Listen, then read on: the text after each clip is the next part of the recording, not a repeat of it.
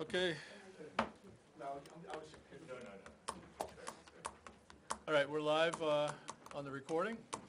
Welcome to the Ware Finance Committee, December 23rd, 2025 meeting. We're going to start, and we're called to order at 6:33, and we'll start with the Pledge of Allegiance.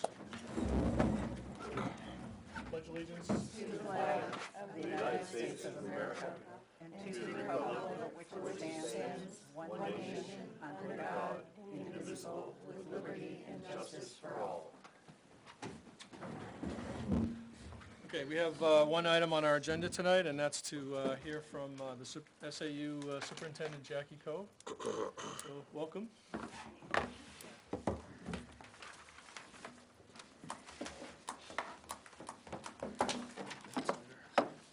All right, thanks for having us. Extra books. Do we have more books? There should be, There are 11, so. We got one here. I think we're good. Going from none to a 10. Take that one back. Oh, I need one This too. way. There you go, we're good. Just one is Oh, you fine. you got one? Okay, you got one. All right. all right, so I'll give you a little tour of your books. What I did, I started with a summary to talk about things on kind of the warrant level. And then we go into the function summary and the function summary and the object summary, and then the full budget for John Stark. Then there are the financials for the contracts are after that. And then it goes into the where, same thing, a summary, the function summary, the object summary, and the full budget, the contract. Additionally, I think I put some other information in there with the trust funds and enrollment for your reading pleasure. There were requests for information. We tried to organize that. It was getting to be just attachments, and that seemed hard to navigate, so we put together a website that you should have access to, and most of the information is found in other places, so you can double-check our work if you want to. So I'm not quite sure how much detail to go in, but what I'd like to do, yes?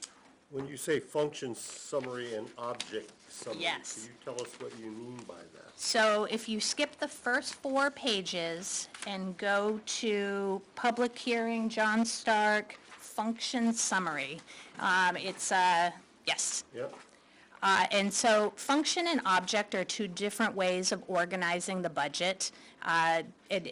So function, the 1100s, if you look at the under account number on there, you see 1100, 1200, 1300s. Those are different parts of the budget. The 1100s are the instructional programs. 1200s are special programs like special education, Yep. and so on and so forth. The object summary is just a different way of organizing the budget. So if you look on the next page, it's the last 3 numbers. So the 100s are salary, the 200s are benefits. Got it. So it's, I like to look at it in a couple different ways. Yep.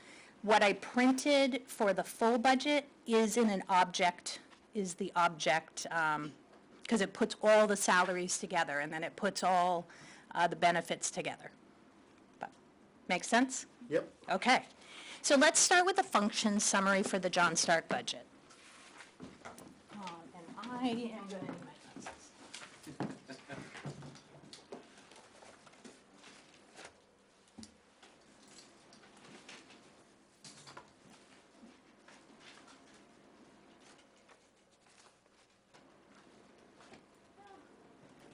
I will try to get the numbers right. Do you want me to look for some? The giant, I'm sorry. Oh, this is great, okay. All right, and so if you look at the function summary, what I want to call your attention to is the 4th column, the 26, 27 default. If you go all the way to the bottom, you'll see the 16,040,754,000. That's our default calculation. for next year's budget. So the difference between the current budget we're operating under, which is $15,515,737, and the default calculation is $525,000. Following me? Okay. And so that's a 3.38% increase. Our proposed for John Stark adds another $105,000 to it. Okay? So that's the overview. So you might want to say that again now that he's in here. He is, Well, he's gonna want to talk to you about it. So. okay, Just real quick, is your mic on, the green light? it is, yes, Thank you. yes. Should I? Neil, are you ready to take You're in on. information? She's just gonna repeat herself for you if you're ready to take the information in. I am, but Okay. you need to repeat yourself. Okay, I was told you wanted to hear more about the default, This is so. exactly what you're gonna ask about, so. Do you want to go over the numbers now, or do you want to wait till she's finished? Now, I'll let her- Okay, So I'm on the function summary, and just started with the overview there.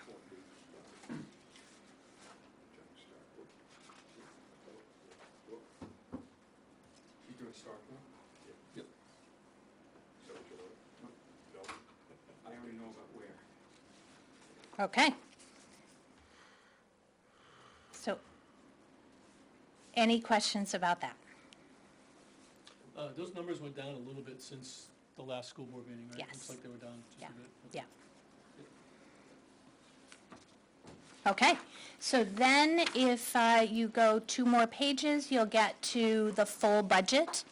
And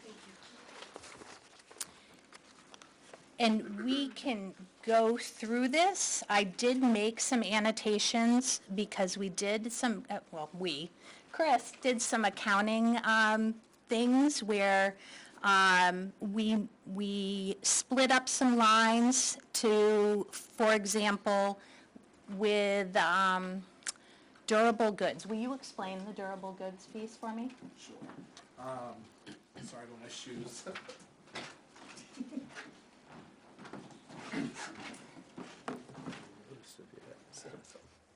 So, good.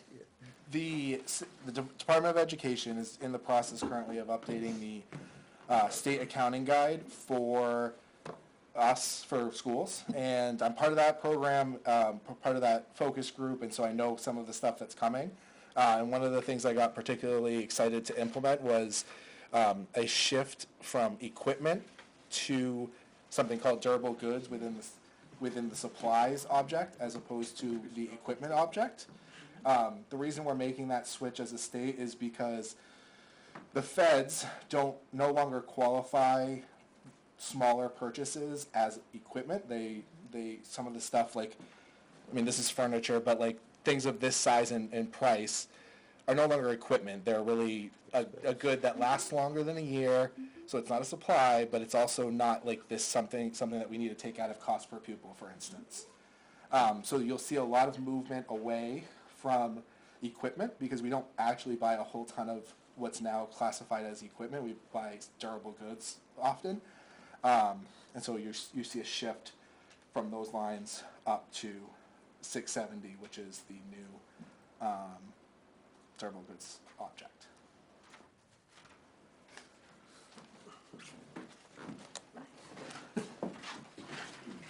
So because of those shifts, and so you can go through the different pages of the budget, most of those there weren't increases to overall. We moved something from here into the durable goods, but when you go through kind of line by line, it's hard to catch that, which is why I did the cover page, to put things together. But if you go through the first few pages, page 1, you have some ups and downs with salaries. Those are, there's some increases within, mostly ins and outs for census changes, people we hired, because we did not have a contract for the teachers, so there weren't, teachers did not get salary increases.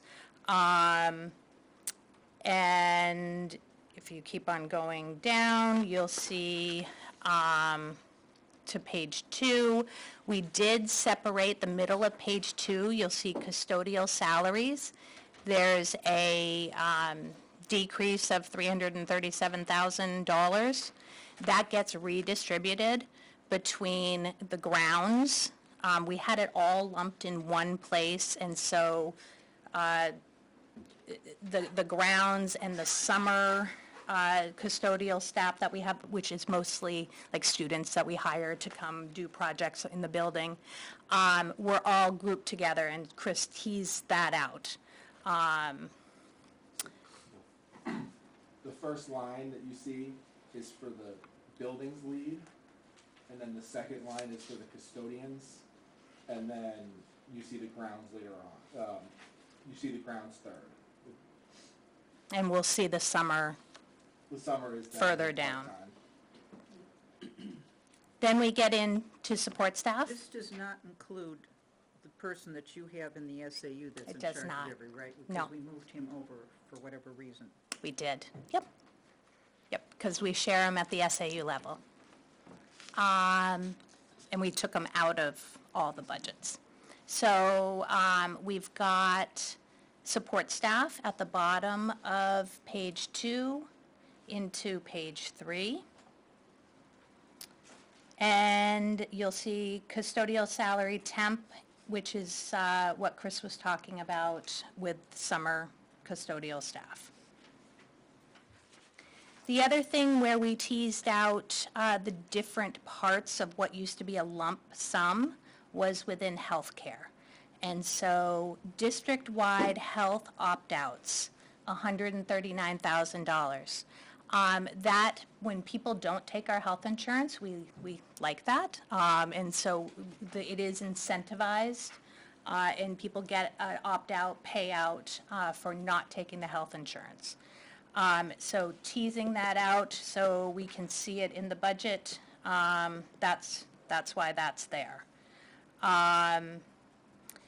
Then we have district-wide health benefits. There was a 16.9% rate increase, and so that $50,000 is that increase. We had a 4.4% increase for dental. Can I ask a question real Yeah. quick about the opt-outs? Did that used to be under a different line? It was all part of What was it? district-wide benefits health. So now you're reducing that by some number to offset the opt-out? If somebody opts out, they're not counted in that anymore? It's a shift. The Right. the 211 object there, the district-wide health benefits, would be much higher of an increase Okay, if it weren't for moving things out away from that line. okay. Do you know how much you saved from the opt-outs? Well, I don't have the number right here, but we know the people who aren't taking Right, it. I was just Oh. talking about the dollars. It is So anywhere, a family plan, our most common family plan is $40,000, and the opt-out is 5. That's 35,000 times how many people? I don't have that offhand. and it changes all the time. Well, would we not just? We take could divide it. that number and then Yes, divide by yes. 5,000, and that's how many people are taking it? Well, I guess that's if it's a family plan. Right. Over the past couple of years, how many people have continued to opt out as opposed to staying and now taking our insurance because of the low contributions that our teachers put in? I mean, that's a pretty healthy number for people doing the opt-outs. At John Stark, we have fewer people who are jumping onto our plans. We Yes. are finding in Ware right now, we have had more people, and maybe in Henniker too, we've had more people come on to the Yes. plans for various reasons happening in their lives. But people are incentivized by if Low you can get health contributions they have to insurance, make. the health insurance. So if you look at the overall cost of the health insurance that's offered, and actually, Zach can speak more to it, but we've shifted people from a point-of-service plan. SAU 24 used to have a point-of-service plan. Now, Ware is actually the only district where you can still get the point-of-service plan. But by shifting people to the high deductible HSA plan, we've actually, the costs of that, the premiums for the point of service plan is significantly more than the cost of the HSA. And we're getting it so the district isn't covering, we started out having the district cover the deductible or a good portion of the deductible. We're shifting it so the district actually doesn't cover any of the deductible at John Stark or in Henniker, which is, I think, kind of reinforces consumerism with when you have that out-of-pocket piece. And so if you look at the overall contribution of our employees to their health care, that has stayed about the same as what they had before. You're not doing anything different than what they're doing in the business world. The difference is the employees of our teachers are only putting in 5%, and that's why we're getting so many She's people. saying that's not the case. She's saying that because under the second plan, Right, you have to pay a larger deductible. The larger deductible correct. plus the 5% is about equal to what the 15% or whatever it was before. So the net benefit to this district is that because there's more skin in the game for the employee now because of the deductible, that there is probably a smaller usage. Yes. People are being Right, cost but responsible. the people that are doing these kinds of plans, Zach knows this, are not people that are your age and my age. They're not people that are going to be having babies. When you have a higher deductible, you're going with the fact that you're not going to have a lot of exposure. When you, I think there's a misunderstanding here. because at our age group, we would not go for a high deductible. There's no choice. That's the Yeah, problem. There it's John is Stark is Ware, all high. but- There, yeah, you're talking where? So, like, were we talking where or John Stark here? Just Right to now, level we're set talking Stark. This John is Stark. just John Stark. John Stark has no choice. You are on a high deductible plan, that is it. That's the Based only on the option. contract that Yeah. they So- negotiate. Different from where? Okay, Yes, thank you. so there's only the high deductible option, and Jackie's right on the money. It's like, we looked at it at one point, I'm talking loud enough for the microphone to pick me up, sorry. The delta between, we looked at the total cost of coverage, right? Right. Total cost is your premium contributions as well as your deductible costs, right? Either we're paying it or the employees are paying, some mix of that, okay, right? We got to the point where we were saying, look, in negotiations, we're constantly negotiating those 2 points all the time as it is, right? There's gonna be a premium contribution or there's gonna be a deductible contribution. So we said, why don't we control the things we can control, which is the premium, and you guys can control the things you can control, which is the deductible, instead of getting into a very, very common dialogue in negotiation, which is, premiums are up 15% this year, so unless you give me an increase in wages by X%, I'm basically getting a decrease in wages, right? So by removing even that from the dialogue with negotiations, we are now focused on wages where wages belong, deductibles where deductibles belong, and premiums where premiums belong. And if we had some control, wider on this, I would really love to see the same thing happen in Ware. And to Jackie's point, the premiums with those plans are considerably less. Why is it in the new But- paper contract? But what is happening in Ware is that if you choose to stay on the point of service plan, you pay 20% of the premium. It doesn't actually cost the district anymore. It does cost the employees quite a bit more. So there was resistance, I think, for where Lori was coming from. There was resistance to keep that plan for some folks who wanted it. But it's expensive for them to take. 14, yeah, so we still have 14 people. And they pay dearly for it. Right, and so it would be, I think it would be smarter if they shifted, but it doesn't cost the district more money. Our contribution is the same. And everyone else at Ware is on the high High deductible plan. But it's different than the high deductible plan? Yes. So but it's different, but it's actually a similar amount of money. So they pay 5% of their premium and half of their deductible. The district contributes half of the deductible and the 95% of the premium. It actually is almost the same amount of money as John Stark from the district's perspective, but we do want to shift them to having us not contributing to the deductible. And John Stark pays 100% of the premium and none of the deductible? Correct. Yep. Who's the provider? Anthem?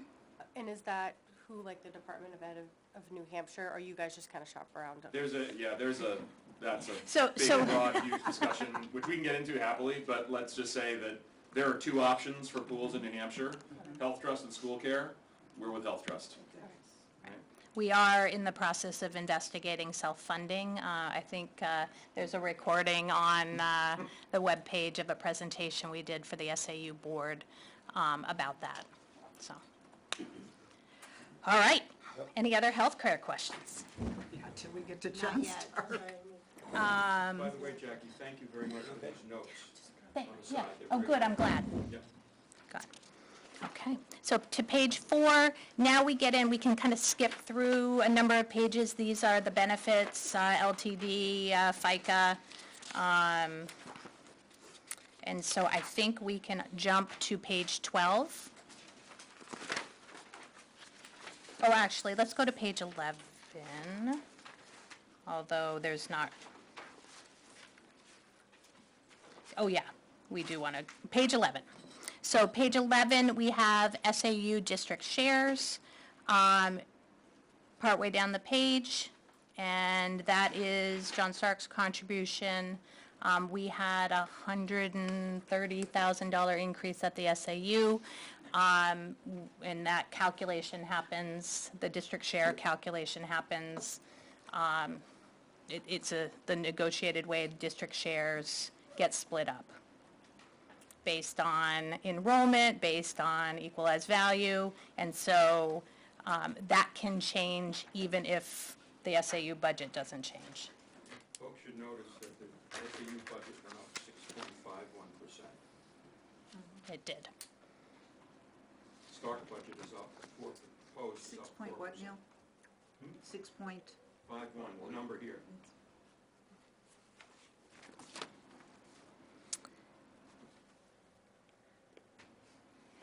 Okay. The teacher contracted service, that's our instructional coaches. And it is, so instructional coaches don't have their contracted back to the districts.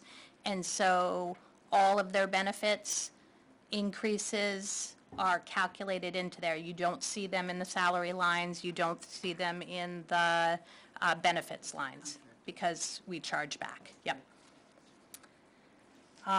You see special ed contracted service, we had some things go down. ELL is English language learners. And we do have an increase in the supports we have to provide for those students. Why is art such an increase? Why is what? Art. Art profession, It's a small dollar amount, but a big percentage. right. Okay, thank you. I think it's cleaning the kiln. Just back to the teacher contracts, Yeah. that's strictly the coaches, Yes. and how many of them you got now? 3. 3, okay, so basically they're getting 6.7% increase. So if you didn't have those coaches, Or somebody shifted their insurance plan. They weren't taking insurance, and then they went back to insurance, and we split that cost. if you didn't have those positions, those coaching positions, Yes. it would basically make a difference of $180-some thousand in the budget, right? Is that a fair statement? Yep, Okay. yep, You said that was 3 coaches? yes. Shared across the SAU. But is that the total cost, or is that John Stark share? That's John Stark's The share. 187. Yep, for 3 coaches. yep. What are these people getting paid each yearly? About 85.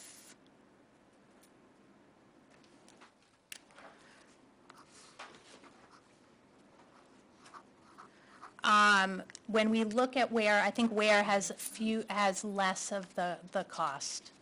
John Stark has a bigger percentage of the cost of the How many coaches. hours do these coaches work? Full-time.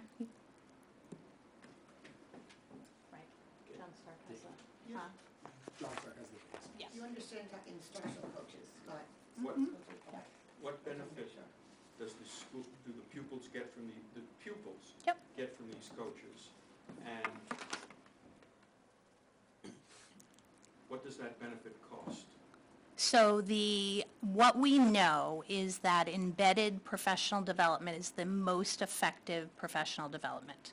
Having support when you are working on a new curriculum, having support when you are a new teacher, having it in your classroom is the most effective way to have professional development. So these three folks work with people, and they can come in and I'm working on this, and they can come in and work on it with them directly.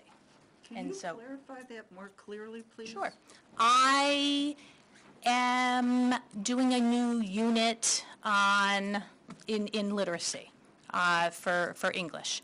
And there's a piece I'm unsure about. And I want to work with the coach, just like, Oh, coach? oh, it's instructional coach. Or I'm trying a new strategy. Yeah, because when Bill asked about coaches, Instructional coaches, yes. Yeah, not athletic. It's like teacher. That was clarified a minute ago too, by the way, so. Traditionally, rough man asks about coaches. Nothing to do with what I do on a Saturday. Traditionally, the kind of academic coaching you're talking Yes. about was done by peers. A senior teacher, Yep. a master teacher, whatever they were called, would be given a relatively small stipend and would help fellow teachers in grade 2 or grade 3 or Yep. whatever it was. And that still happens. Can you demonstrate that the value, the 187,000 times however many districts are participating in this, is better than the stipend method with these, in terms of the benefit to students? Yep. Is better than having these, is not as good as having these educational coaches? I think it works together. They work on different things. And so especially as we implemented our literacy program, which was a robust program and change, and we are seeing differences and improvements in our students' work, directly with our students' work. These are folks who really understand that program and understand the science behind, the instructional science behind it, and can work directly with people who who need more support. And so, In a way yes, that their peers cannot.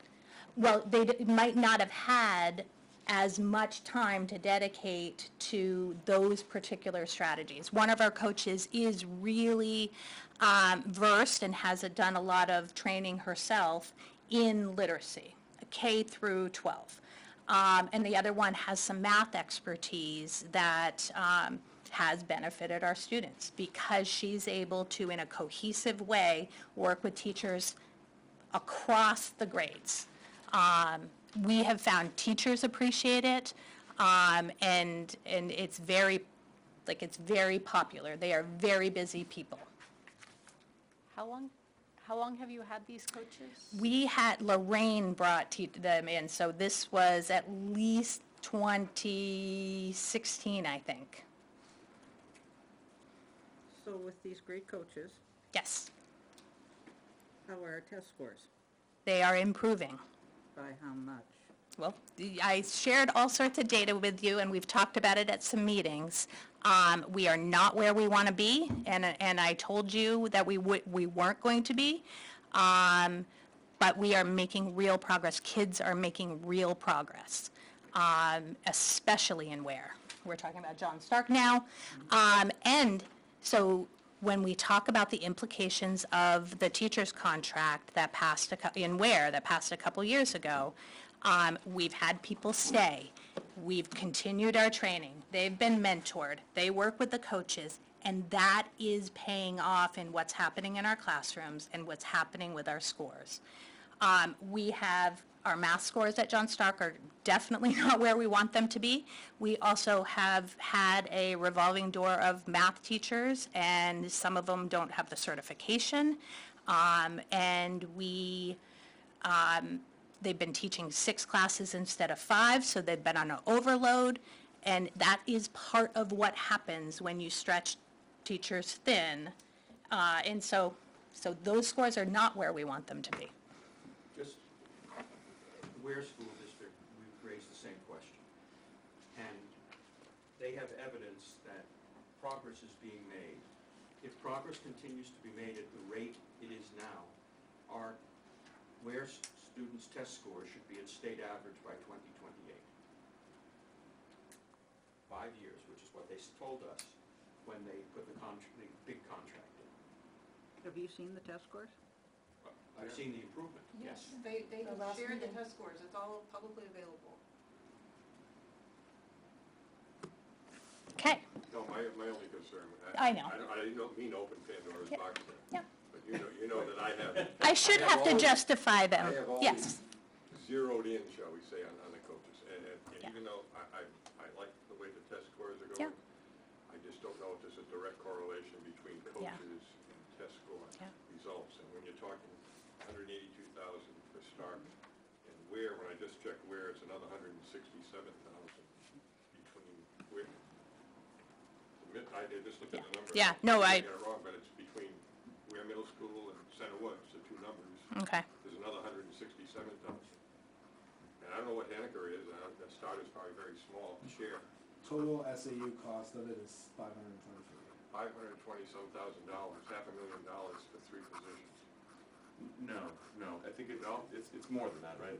There's 3 positions at John Stark, right? no, Plus. there's 3 It is- positions no, across. Got it. 3 positions at the SAU that are distributed SAU-wide, over $500,000. Wow. And Yeah. that's, so when we talk about what does a teacher cost, and we often use about 110,000, the coaches, because they're at the higher pay rate, it's about 140 each.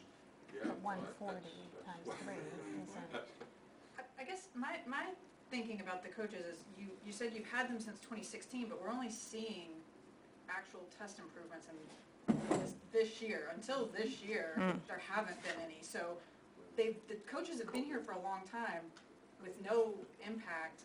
Is it the coaches making the difference, or is it something else? And along the same point, you've now got new materials like Wit and Yep. Wisdom that you're working Yep. through. Once all the teachers are experienced with teaching that, do you need the coaches to continue to help Right. them with that? Or can they then help each other more, instead of, definitely retaining teachers, building capacity, that would put us in a different situation. I think it's a good model for professional development, and we had a lot of turmoil, and, there was a while in where we would fully, over 2 or 3 years, we would fully shift most of our teachers, so, But with the new contract, yes, that happening. isn't the case. And so I think her point is And well Kate's point taken. Yep. is that it's not the coaches, it's the longevity of these teachers that's Yes. making the difference. So, to Bill's point, why Yeah. not eliminate the 3 coaches? Well, it is a combination. It's never one thing. It's never that simple.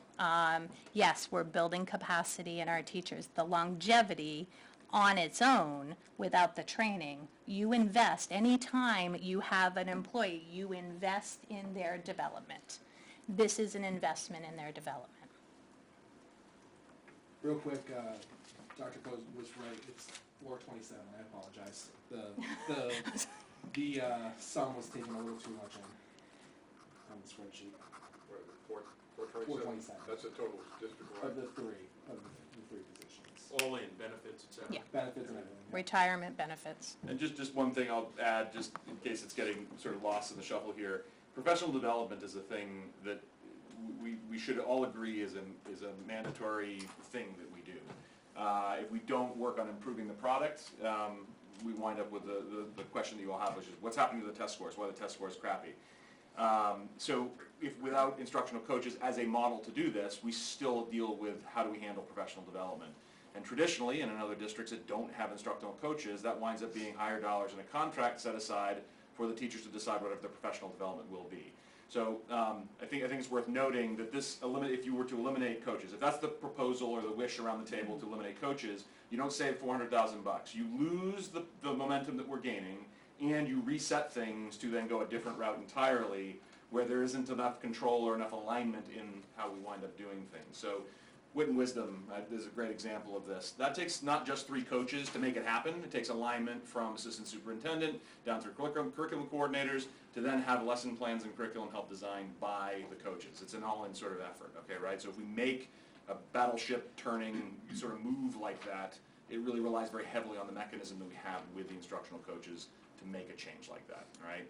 So What about once it's in place, though? Then we Once move on- we've done it, then we move on to something else. And then you're But talking when about, do they then go you're away? using those My- coaches on a different. My point, and what I'm pointing out back to you guys, to reflect back on this is a potentially short-sighted move to just eliminate 3 positions because it costs too damn much.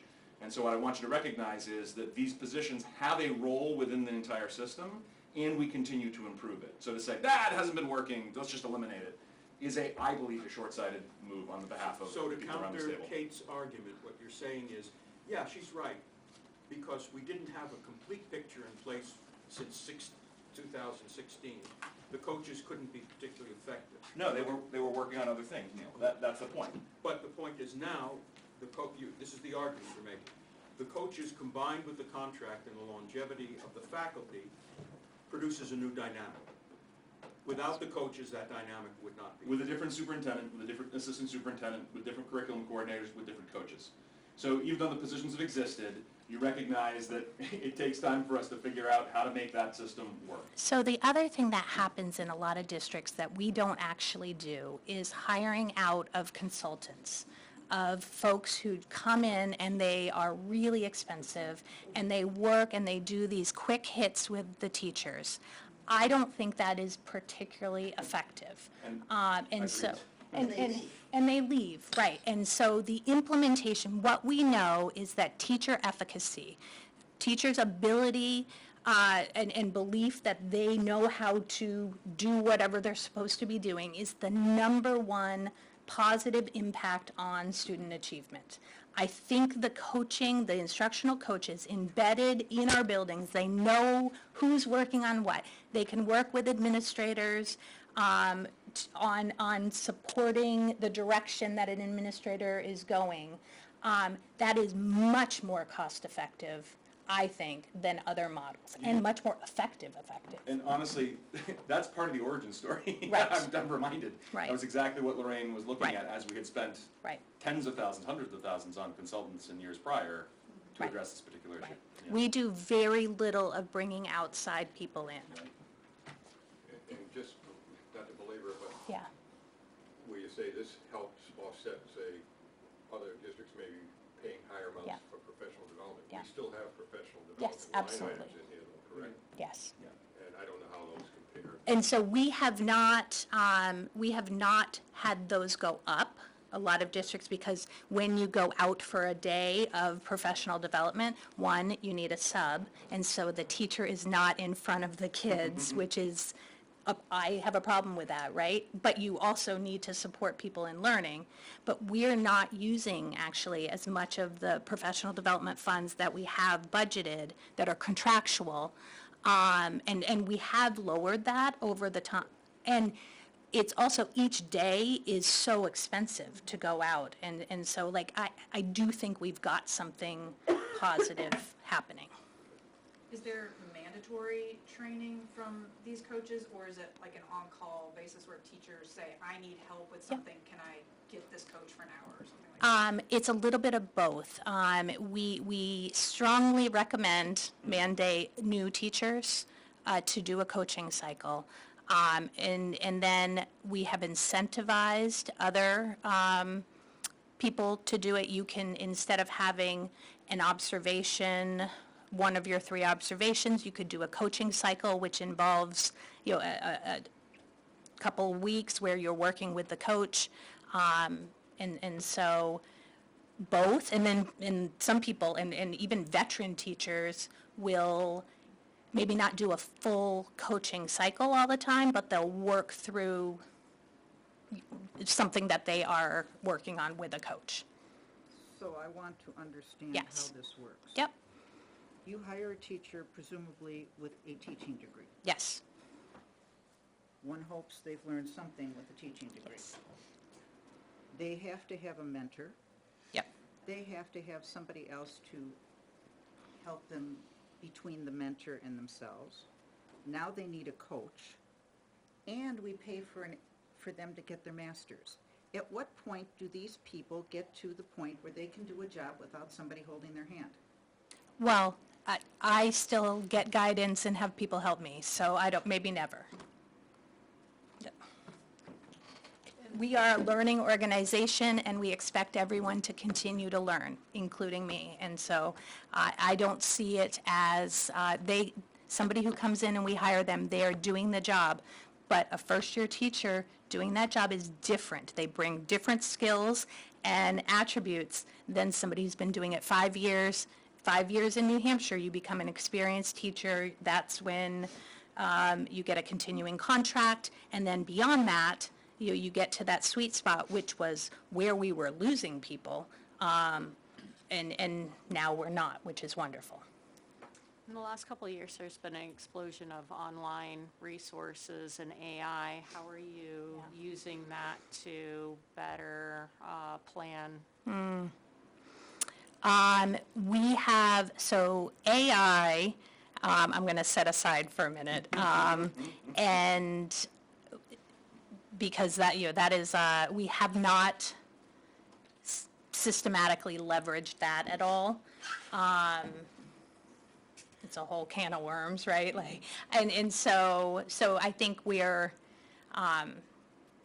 don't have an answer for AI. Online programs, those are embedded in a lot of the resources that we buy.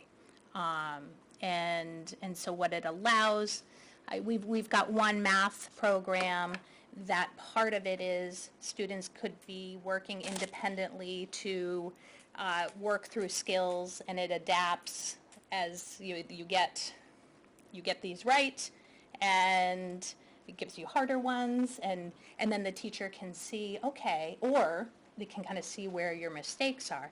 And giving immediate feedback is great, because practice doesn't make perfect. Perfect practice makes perfect. And so it does give immediate feedback and allows the teacher to, kids are not just on the computer all day, but it allows for a station or part of the day.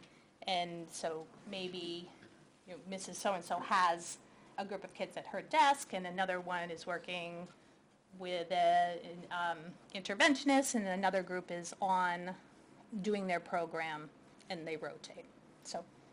So we have leverage. I think you can't buy a program now that doesn't have an online component to it. Does that answer your question? Okay. Yes? Do we see any possibility in the future of reduction of people, or are we going to keep seeing more and more staff being hired? Yeah. And at what point is enough enough? Well, I think we've cut almost every year coming into this. We're not this year, but I think every other year we've come with cuts. Okay. So, I mean, yes, we have, and we've been responsive, and we're not at a point where I don't think we can make any cuts this year. We are in a perfect storm of expenses, but it is, maybe doing the summary sheet at the beginning might be a good, because it puts things in buckets. I don't mind going through all of it.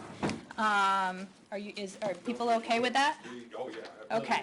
I just took us on a rabbit trail. Oh, 45 minutes. I don't want to. it's important. So I want you to advocate for the coaches next year. So that's my goal. That's my goal. What do you mean you're cutting that position? Would it be helpful if we called them instructional refs? I think that's a great idea. So so if you're on the first page and it's got the budget at the top and budget notes, I want to skip down to budget areas because basically that's what we're going over, but I put things in buckets. So we've got the benefits, the very first page. Way back here. The very beginning, Way in the beginning. Sorry. Yep. the very first page. This one. So in total in the John Stark budget, there's $250,000 in healthcare increases, and that includes the opt-outs, which, that's 139, right? It's, so the 149 that you see there is the amount of the opt-outs themselves plus the FICA that we have to pay Oh. on that. Okay, perfect. Premium increases and then HSA contributions. And then that the 16.9 rate increase and census changes go into that in addition. And then there's a $10,000 increase for dental insurance. And overall, the pages we skipped over were, overall, that's an $8,500 decrease. Special education, we have about a $300,000 increase. The increases, like the little lines up and down, equal about 37,000, but we also have decreases about 34,000. Where the money comes from is special ed transportation and our out-of-district tuition. So those get assigned through the IEP process, and those are part of what we are obligated to pay. How much of the transportation, other school tuition is out of district will the state pay, roughly? For catastrophic aid, it is after $80,000, we get back 80%, right. of So- the 80,000, so if this was one student, special ed transportation, let's say the total cost of a student's programming is $200,000. 80,000, we get to apply to get back 80% of the 120. And that's not the case for any of these numbers. You're not going to get catastrophic aid. We have some students we'll get catastrophic aid from, but it doesn't, we have to do the expenditures. I understand. Thank you. Yeah, it comes in as a revenue, so it Yeah. really doesn't help the appropriations. Before we flip to the next Yeah. page, can I ask about the default budget? Yes. So the SAU shared costs are part of the default budget, even though The increases are the not. increases are not? So the 11,000 is not, only things that had been voted on. So we have, Like benefits within the SAU? the only thing that's part of the default would be the district shares, the 37,000 that was voted on by the SAU board. The other things, these are positions that are actually in the budgets. We call them, they're SAU shared positions, but they're in each of the budgets. They're not in the SAU.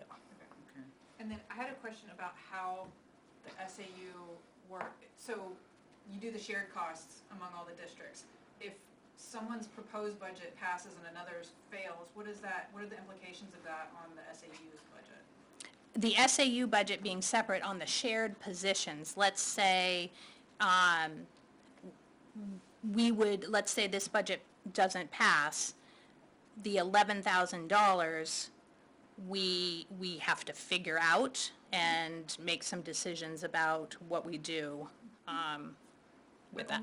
only the John Starks portion? Only The one the that didn't pass. increase, Okay. only the increase. Okay. And so, So it is on a district-by-district basis? Yes. Then? Okay. yes. And so probably, I don't know, maybe we could navigate that 11,000, but if two districts don't pass, we'd have to not have a position for one of the years, or we'd have to make a decision somewhere else about what to do. I just Yep, wasn't sure how that- yep. transportation. The vocational bus for CRTC, that's the contractual increase in the contract that passed last year. We are leasing a van, and we've actually found that to be really useful, and it helps to attribute for the decrease of the 64,000 in the regular transportation. We're able to do some of the, we've got some programming that we can bring kids to with the van that we don't need a bus for. So that has been a good investment. We weren't sure how that would go. We're leasing it. We are going to look into whether it makes more sense to buy it. But where we are right now is we have a lease. The shared SAU costs, as I talked about, the district shares. We also, the auditors, we have a report that we have to do with the auditors this year that happens every other year. Computer dues and fees, that is for our accounting software, our Power School, we do technology from an SAU perspective, and there's some economies of scale and support in that, and bill back the districts. So there's a lot of different software programs in that $15,000 increase. Our property and liability insurance went up, but our copier lease went down. We made some cuts within school board lines of $5,500. We don't do the fancy, we build capacity in using like the sound system. We don't have to contract out for the district meeting anymore, and there are some other things that we had to do that we don't have to do now. Chris runs the OWL during our meetings, so we don't have to bring somebody in to do that anymore. And then we already talked a little bit about the instructional coaches. This is also, and we talked about this at the SAU board meeting, the costs and the out-of-district costs. My director of student services is maxed out. She spends her time in all sorts of meetings and trying to make sure we are meeting needs of students at the level we need to meet it, not putting the district at liability, but also not spending more than we need to. So when a foster student gets placed and has needs, or the McKinney-Vento transportation, or just a high-needs student, she is involved with, she spent a morning the other day at an out-of-district placement that we have. Those needs are just getting so high that she can't keep up along with managing the IDEA grant. And so we are proposing a position to help her.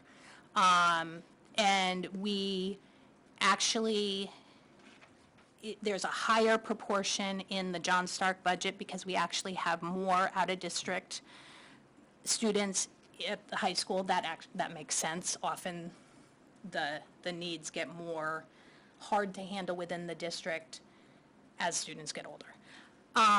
So that $65,000 is a new position that would work the same way that instructional coaches do. We didn't vote it through at the SAU board meeting, even though it would be an SAU position, because we wanted to vet it through each of the districts. It is a new position. I know that's a huge ask, but we're struggling to keep up with what we need. We used to have an out-of-district coordinator, and actually got rid of the position. I think it was 2020, 2021, and we're just finding we need it. So that is in there. Sorry, that is to help, what is the position that this would be assisting? The Student services? student service administrator. The graduation, that is a level, I just wanted you to see one of the accounting shifts we're doing.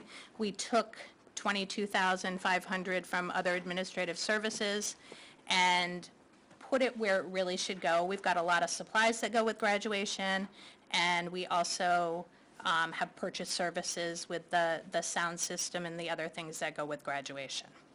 As a general rule, I'm trying to get away from using object 890, which is labeled miscellaneous. We don't like miscellaneous. There shouldn't be really anything that's miscellaneous. So. Within athletics, overall, there is a $6,300 increase. And so uniforms shifted from replacement to durable goods, and there's actually an increase there, and so that's what Chris was talking about at the beginning. Uniforms aren't really supplies, they're not equipment, they're durable goods. We use them year after year. We cut from the repair and maintenance line, increased dues and fees. We have a lot of athletes at the high school. It's great. And so we're going to talk about this. We did make a move from salary lines. We've been paying EMTs to cover our games. And that is also a need that we are going to propose as a warrant article to have an athletic trainer / assistant AD.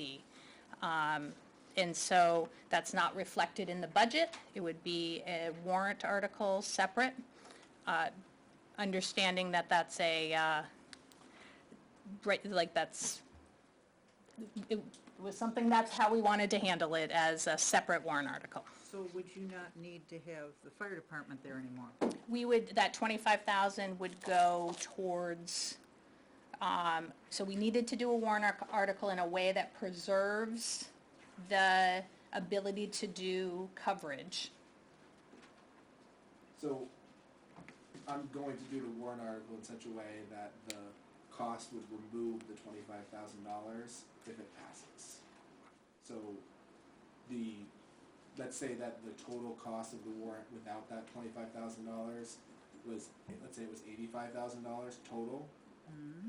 The warrant article will be $60,000 because I don't need the appropriation of the $25,000 any longer if we have the athletic trainer. Right. But my question is, for this person warrant article thing, it's for body, I would assume. Yes, You want them on hand, then you don't need the fire department. right. That's what I'm saying, yes, So in an emergency, we don't need to call the ambulance because this person's so qualified.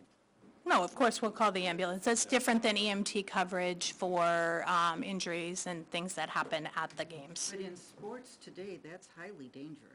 No, I can give you a specific scenario that I was there for during this past fall. So it's common that a student athlete will wind up injured on the field.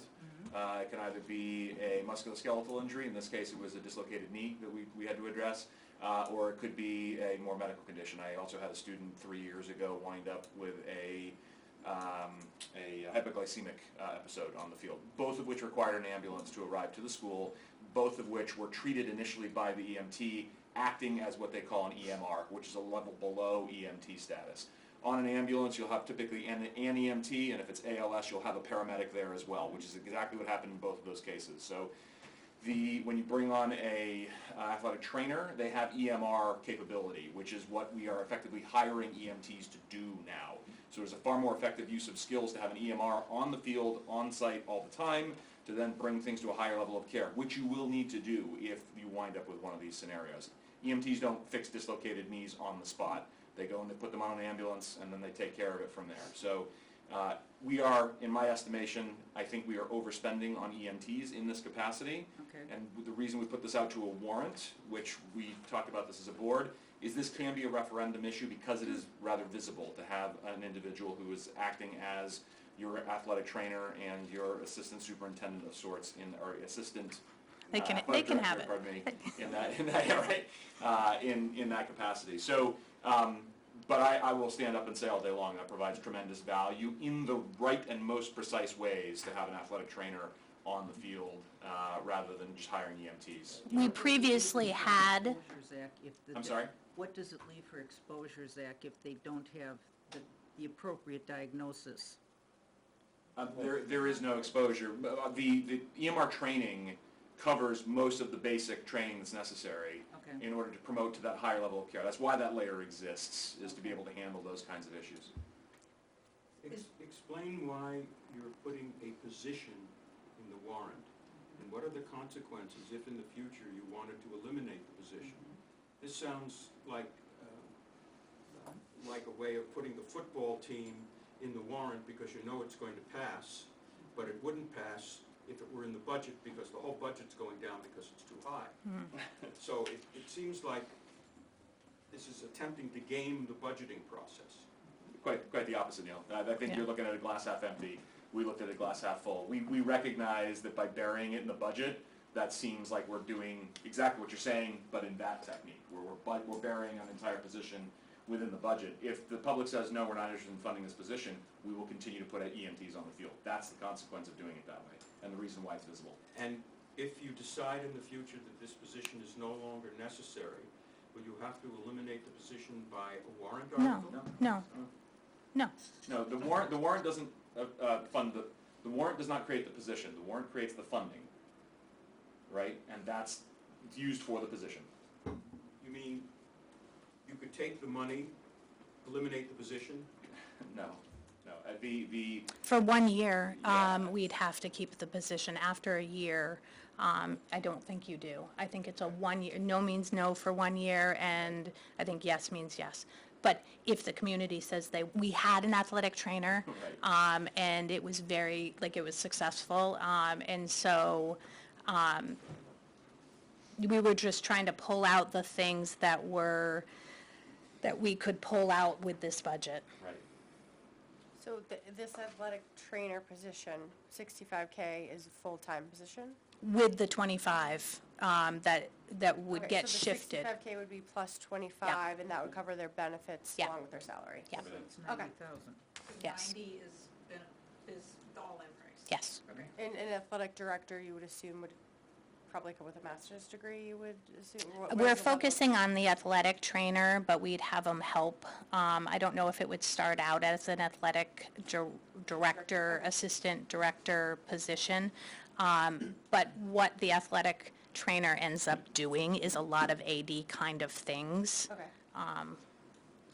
The issue we have with hiring athletic trainers is that the rigors for education for athletic trainers are disproportionately high compared to the market value for those positions. We are not the only district that is struggling to find an athletic trainer that has experience and can actually fill that position. Yep. Typically, a lot of districts will wind up contracting with their local EMTs like we are, or they'll try to find somebody from like a local urgent care center, none of which really fit the bill the right way, you know? So if in the first year you cannot find an athletic director, A trainer. what happens to the 65,000, assuming the warrant article passes? I would think we wouldn't be able to spend it, Right. especially that year, but I can look that up. We've had these kinds of conversations before, Neil. I think one of the things that you guys are gonna have to rely on is track record for what we have here.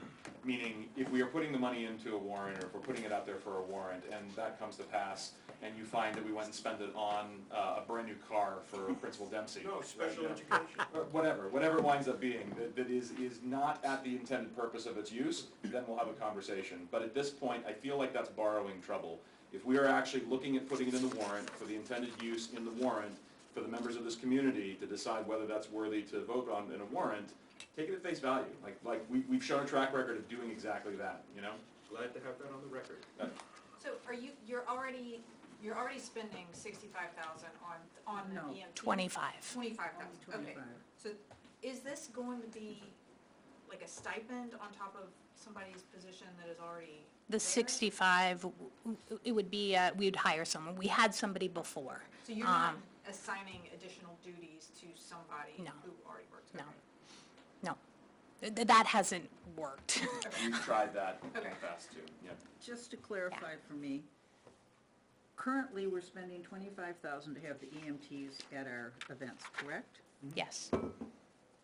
And I want to spend 65,000 to have people at the events now? More than that. So the athletic trainer takes on more responsibility than just being at the events. It's one of their responsibilities. So they typically will arrive at the school at 1 o'clock in the afternoon, 2 o'clock in the afternoon. They'll meet with students individually to clear them for play, right? So that's a major issue right now that the coaches are essentially taking on.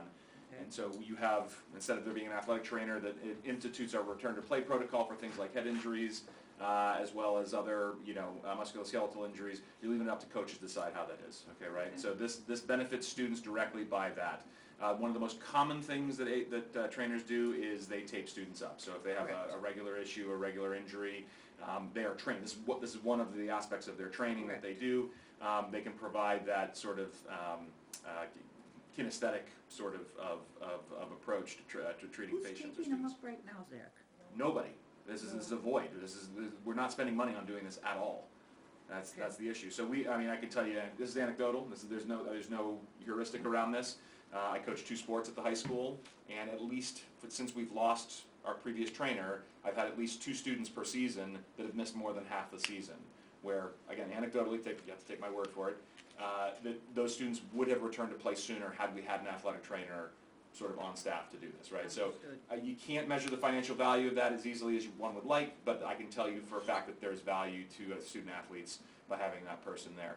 And then the third leg of the stool is sort of that assistant athletic director sort of role that's there. If any of you have been up to an event at John Stark, particularly homecoming, our athletic director Rodney is out morning till night, filling in multiple roles as the setting up traffic cones, directing traffic, making sure that the grounds are where they need to be, monitoring the EMTs, sitting in a position on the field where he can watch all games to make sure he can see what's going to happen and what's needed at any given point. So 2 bodies for events of that variety is incredibly useful. And having operated in both environments, without an athletic trainer and with an athletic trainer, I can tell you when on the other end of the radio, you got to get the athletic director or the athletic trainer to handle 99% of the issues. The scoreboard isn't working. I need checks for these officials. I need to make sure that there's this student that is injured. We've got to call an ambulance or I got to do something. It ranges that entire thing. Having either one of those 2 people at that disposal is why we would ask to do To this. get this position, are we going to hear next that we need to hire an athletic director? Oh, you have it? We have We one. have an athletic director, yeah. Yeah. I will just interject for a second. By all means, yes, please. This, I support this 100%. But the support This is not an I'm athletic. eliminating the coaches. This is not an athletic, coach. This, from my experience of being up there, Rodney, just observing him personally and interacting with him, does a fantastic job. But the other thing you have is continuity. As an official, not only at Stark, wherever I go and do games, my job is to, I think somebody's maybe been concussed, that's the most Right. a common thing, other than, the obvious protocol. Because now, you got pressure to, when can that person return to the field? He's my captain. Right, but you So- need somebody to watch those protocols. I gotta remove him from the field. I Absolutely. can't let him back on the field until he's cleared by an appropriate medical professional. No, now that Zach has explained it, Let I me finish. get it. Let me finish. Okay, so they go off, and now if you got somebody there from the local fire department or from the local urgent care or whatever, we don't know.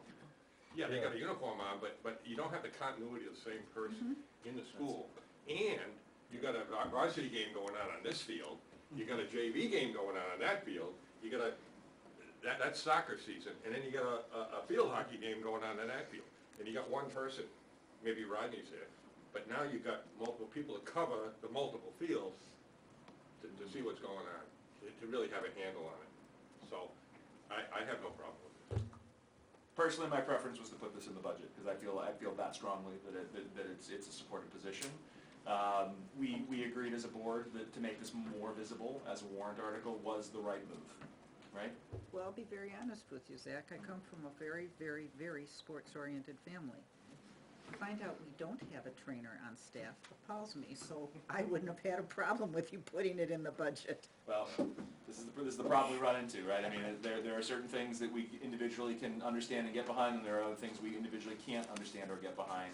And so we struggle as a board to figure out exactly what's best for the community, and then we act appropriately. So in this, like, The SRO is another example of this. We were looking at the SRO model that we had a number of years ago, that some of you might recall, where people have very strong feelings one way or the other of the SRO. And I'm not opening this can of worms. I was like panicking a little here. But what I will say is the fact that that found its way onto the warrant as a separate article is kind of the same logic we were using here. There are plenty of people who be like, no, EMTs, when they get up to the ballot box, it's like, yep, nope, right? They may have a strong feeling one way or the other on this one here. So I'm on the same page as you guys. I think it's absolutely necessary. If we are successful in doing this, I think we will also find that it benefits the athletic programs at grades below the high school, but that's not on the docket for this conversation. I think you'll find that this, if we're successful with this warrant article, it's gonna be very positive for athletics across all of SA 24. Our current, Rodney has been bridging between Henniker and Ware to try to make a cohesive program. Yeah. The next few buckets, yes. Excuse me, Tom, do you know if this isn't being televised? I It's just being got- recorded but not televised. Oh, okay, so Yeah. I just got a text that it was on. Yeah, Okay, thank we you. need somebody from the town office to come in and plug it into the live feed and So it'll be uploaded It'll be later. upload it tomorrow, probably. So the next buckets are cuts. Again, we were trying, so we cut some from facilities, we cut from curriculum, resources, and then general. And so that's, going through the budget. Any questions about the budget? Yes. The way I calculated it, the proposed budget represents a 4.1% increase over the current budget. And the default budget represents a 3.4% increase Yep. over the current budget. Yes. What is the difference, basically? $100,000. No, no, what- The difference is that the wage pool for administrators and other people not in the collective bargaining agreement, and that's at 3%. And the proposed out-of-district position, the student service administrator position, is the main. And in neither the proposed or the default budget are any staff increase, Right. teacher Right. increases. Right. They're being held at the exact same level. They don't get a step increase in either of these budgets. Right. And neither do support staff, because we have both budgets on the warrant. Okay. I mean, both contracts.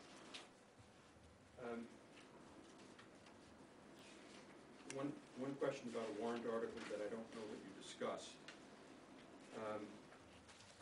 The $111,000, this is potential warrant article. Yep, we're just, Technical education. yep, we're just getting into the Yeah, warrant we'll follow articles, up. so we've got, on page 3 of the notes, warrant articles, the collective bargaining agreement for JSTA. It's a 1-year agreement. They are currently not operating with a contract. Things within, besides salary that we talked about, were professional responsibilities. We are trying to distinguish ourselves as a district. Even with the increase that we're proposing, we are going to come in below the average of our neighbors. And within New Hampshire, we're on the low side. So we want to distinguish ourselves as a good place to work. And so we spent a lot of time because we would like to have teachers, Lori.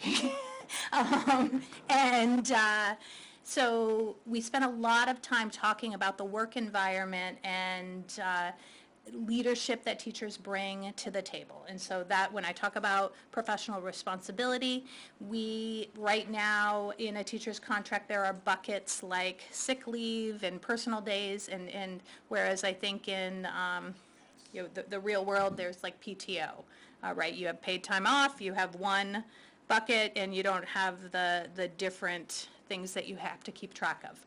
That is part of this, same number of days, but just how it gets accounted is a little bit different. Carried over? Carried over from year to year? Sick leave already does, personal days do not. And so it would Under still the be new the, contract, it would still, it holds it the same. It's just, so 3 do not, and the 15 do, that just means- like now. That means you still have to keep track. We do have to keep track, but it's one, yeah, yes.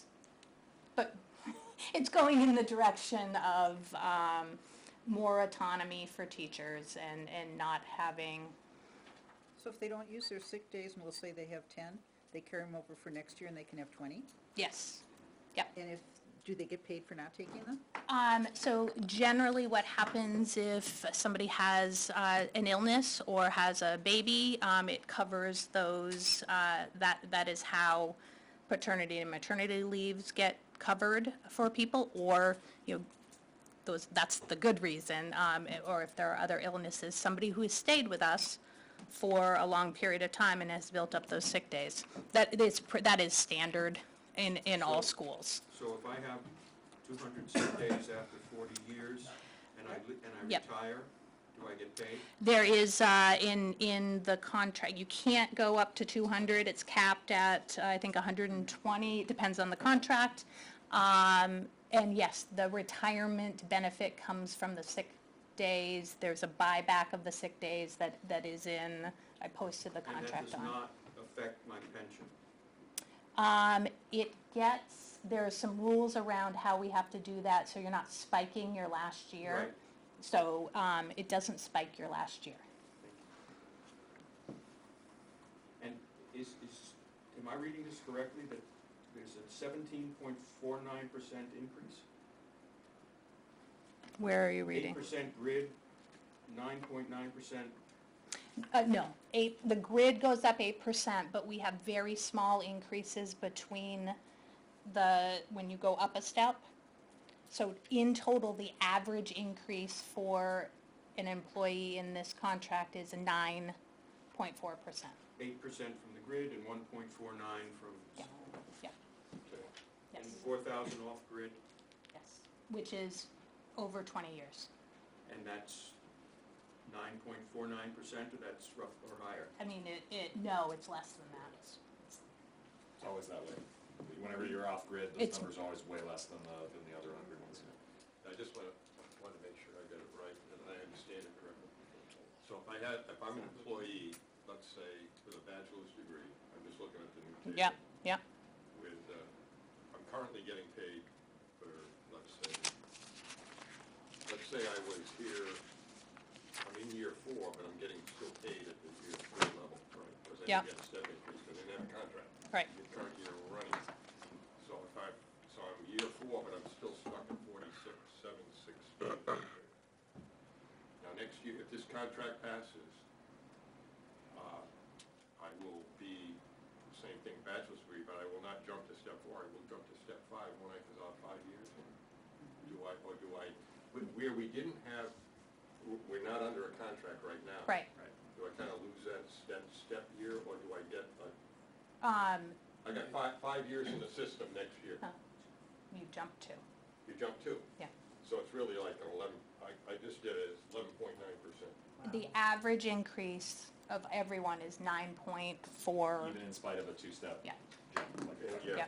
Yeah, the one, I mean, I just picked the one out. Right, Yeah. 11.9, Yeah. I don't know what the others are. Yeah, Just one so of some them. people, yes, but the average is 9 point, So the teachers are getting roughly 4.5% a year increase? yes. What we had in the last contract was 6 a year. Right, so That now didn't it's pass. 4.5% a year, 4.5% covering the year they didn't get anything. Yep. And 4.5% for this year. Yep. And inflation is at 3% and 2.8%. Yep. Why are they getting increases greater than the rate of inflation? Is Be- that because we're trying to catch up to our Yes. neighbors? Yes, and we are at the bottom across, and we're starting to lose people because of that. And like I alluded to with the math teachers, but I mean, that's a more complicated issue than just, You mean Stark is going down the path of where? we are headed there.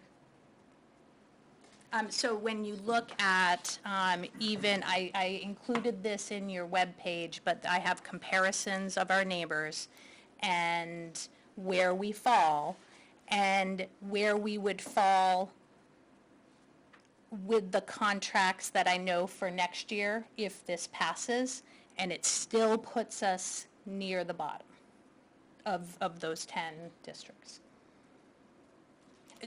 but that's where it would put us in a okay place to be, because we're a great place to work, and we're doing all the other things. It's not just pay, but I have to be in the ballpark. When you say neighbors, are you putting us in with Goffstown, Bow, Bedford? New Not Boston? Bedford. We took out Concord, even though we lose people to Concord. I'm talking Conval, Hillsborough, Deering, Bow, Henniker, Kearsarge, Ware, Hopkinton, Merrimack Valley, and Goffstown. Some of those aren't even in our ballpark. Well, that's kind of the point. I think that, Financially. no, Lori, okay, 2 points on this. To think that we have unilateral control over what the market rate is for teachers is actually unfortunately a pipe dream. The surrounding districts, whether they are geographic neighbors or they are, relative equalized valuation neighbors. We talked about this year over year, like 6 to 8 years ago, maybe even longer. Loudon, of all towns, is at the time anyway, was the most similar to Henniker, I think, when we were looking at this, right, okay? I forget what Ware's general equivalent was, but when you look at those kinds of setups in terms of, these comparative towns and so forth, this is why we take a large sample from surrounding districts. Conval and Kearsarge are much similar to us in terms of demographic size and the whole 9 yards, political makeup, you name it. And their teachers are higher than us on those grids. So they are, in essence, not those two districts, but the surrounding districts, setting the market rate for teachers, okay, right? Concord is still 30 minutes from here, right, okay? Less than 30 minutes for some people, right? So they'll drive past Concord on the way to come work in this district, and they'll be like, why am I doing this, right, okay? I should just stop here and get a $20,000 raise to come work in this district, right? Okay. We're never gonna compete with Concord, that's not the point of this. The point of this is to keep people driving past Concord and stop right in this district to come work here, okay? That's the first part. The second part is, and I feel compelled, guys, like, the memories can't be that short. Inflation was much, much, much higher than it is right now for the 2 years preceding last contract that we negotiated, which was not this year, but the year prior. I was really, really upset with the approach this group took on this to forget that inflation was much higher there. And during that period, there were no increases of that size for these teachers. So yes, this is designed to catch up for the last 2 years, but it is also designed to allow for the spending capability of these people to overcome the money they essentially lost during that period of time, during that huge inflation. I shouldn't say money they lost, but the thing we all experienced was heavy-duty inflation during that time period, okay, right? This is, we can't just pretend like that didn't happen, okay, right? That if we're gonna say in a year when we have 2% inflation, and we wanna try and keep wages around 2%, we have to acknowledge that there were a couple of years where inflation was over 8%, okay? So the overall budget is just under $6.5 million for the salaries. And the total budget is just over 15 million, so about 42% of the budget is salary. It's more than that. How does? With benefits, it- yeah. Did the calculation. Is that just for the teachers, or is that for, 'cause That's on page 1 of the object Yeah. summary. Yep, yep. How does that compare to our surrounding schools? Are they also Every paying school is- 42%, so our salary bucket aligns with their salary bucket? in every school, you look at like two-thirds to three-quarters of your spend is salary and benefits. Everywhere you go. Two-thirds? Two-thirds to So if you three-quarters. add in the benefits, the next Okay, line down, okay. that is the 1.7 business million. we're in. If that's only 10 million out of 6, oh, 10, oh, never mind. No, that is two-thirds. Yeah, I it- don't know what the exact percentage is, but 5/8. if there's one thing that's been constant since I've been doing this for the past 15 years, is that it's two-thirds to three-quarters, right? Right. Yeah. So, That's what Bill is always harping on, you have to get rid of people, because that is what costs. Right. That's where the money goes, is to, I will note on this, so that when I looked at this current table versus the table that was in the proposed. Last year. The failed article last year, where people end up after, if this passes, they'll still be, it'll be 40, say, 5,000 as opposed to what it would have been, 46,800. The last contract, if that had passed, right. this contract maybe recognizes the negative result last time by saying, no, we won't try to catch up to the place where we Right. tried to get to last year, where we'll be behind what that would have been. So that's good to see. That gives you a potential, selling point. But I still somewhat disagree with playing catch-up, because the people that are out in the private sector, There's no question. they're not getting, the No, we're not catching the up. taxpayer working in the private sector, I realize that. is not getting a catch-up. I actually agree But they're with you. leaving. They're leaving, exactly, and I agree with you. I mean, the difficult, this is the nature of collective bargaining, okay, right? So when we sit down and we come up with the way that we can collectively bargain an agreement, right? Which, you can take it and say, I'm scared to do that, I hate doing it, it's a pain in the neck, I don't like doing it. Or you can say, this is how this works in this environment, right? So, we're gonna look at that and say, this is our process that we go through on this end of the negotiation to attract and retain talent, okay, right? So from that principle, what are we gonna try to win in that particular case, okay, right? In the face of the fact that there's a very real concern that there was 8% inflation for a couple of years and wages didn't increase at that rate. How do we grapple with that, okay, right? So the reality is we try to make people whole. That's the shorthand for basically saying, we realize that your wages, your spending power has gone down over those 2 years. That's really what that means, right? So even though inflation's 8%, what's groceries up 30 or 40% over that same time period, okay, right? That's a real expense that's borne by the people in this district. So if you wanna connect attraction and retention of talent, it's can they afford their groceries, okay, right? And that's what it comes down to. Can we find a way to give them more, to be able to pay for those kinds of things, so they continue working and some of them living in this community? A number of years ago, Zach, when Stark was faced with some budget problems, you led the board in reducing personnel by, and this was in the high school, it's not necessarily the case for understood. where. Yep. By offering upper level classes less frequently. And you did a whole variety of things. Certainly. And you reduced staff and your budget increases were minuscule. Have you thought about doing that now? Kate pointed out that Sure. salaries are a substantial part of the budget. Have you thought about figuring out other clever ways to provide the services, but perhaps with less frequency, or some other mechanism that you're familiar with? Well, you should really be addressing that question to both Jackie and Chris, and largely because I think they're more than capable of answering that question, Neil. But the reality is, back then, we had a plummeting student enrollment, okay, right? We went from somewhere in the neighborhood of 900 to 1,000 students, down to right about where we are now in the 600 to 700 range pretty regularly, right? So you can't just willy-nilly eliminate teachers because the teachers are, or because the students are leaving. You have to understand what that means principally to students. With fewer students, you don't have to offer as many of those higher level classes, okay, right? That's the net effect of a declining student enrollment, but that is now stabilized for the last decade or so, right? We've had between 600 and 700 students for that entire time period. So there's less of that low-hanging fruit to be able to do that. That's the short answer to sort of that pattern that you just sort of brought up that we were successful with more than a decade ago. And we okay? cut 4 teachers last year.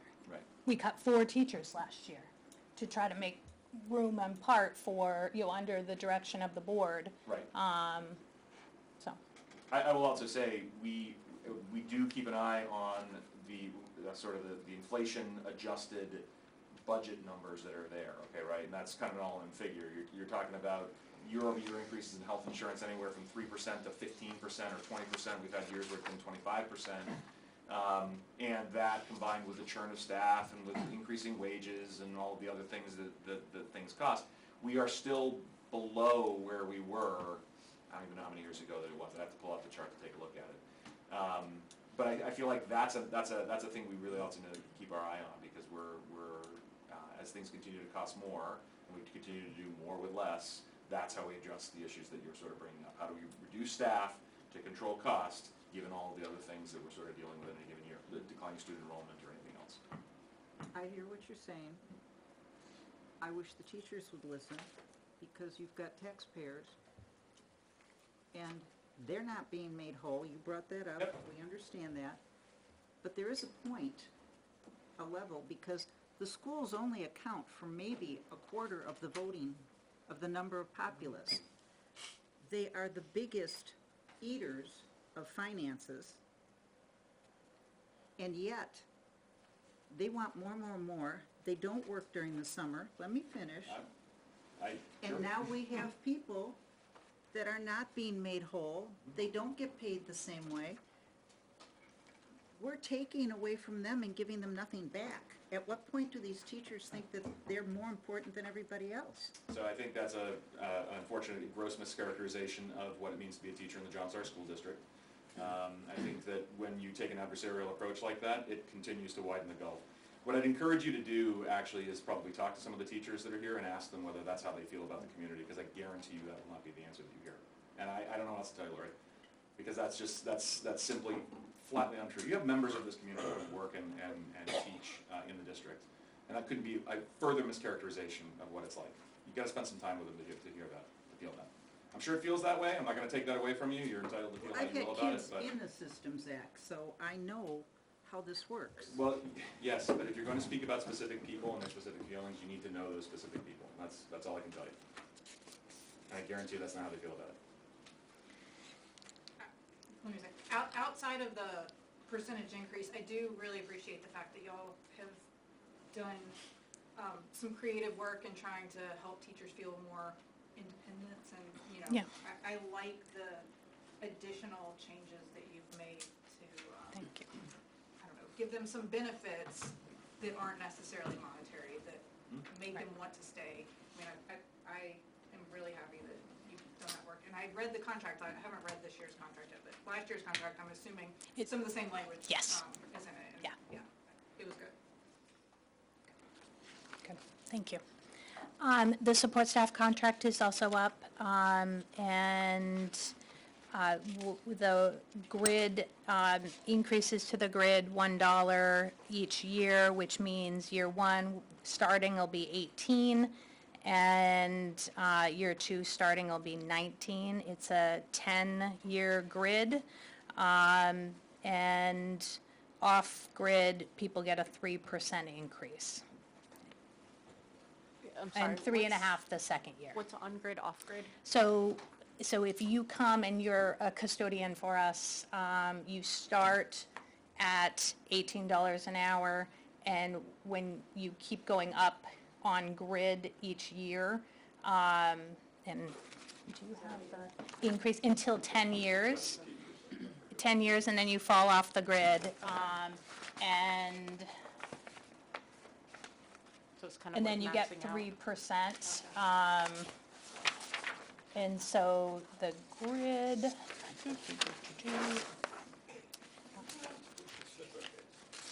Oh, sorry, I don't have, you have a link to the contract on our page. I don't know why I don't.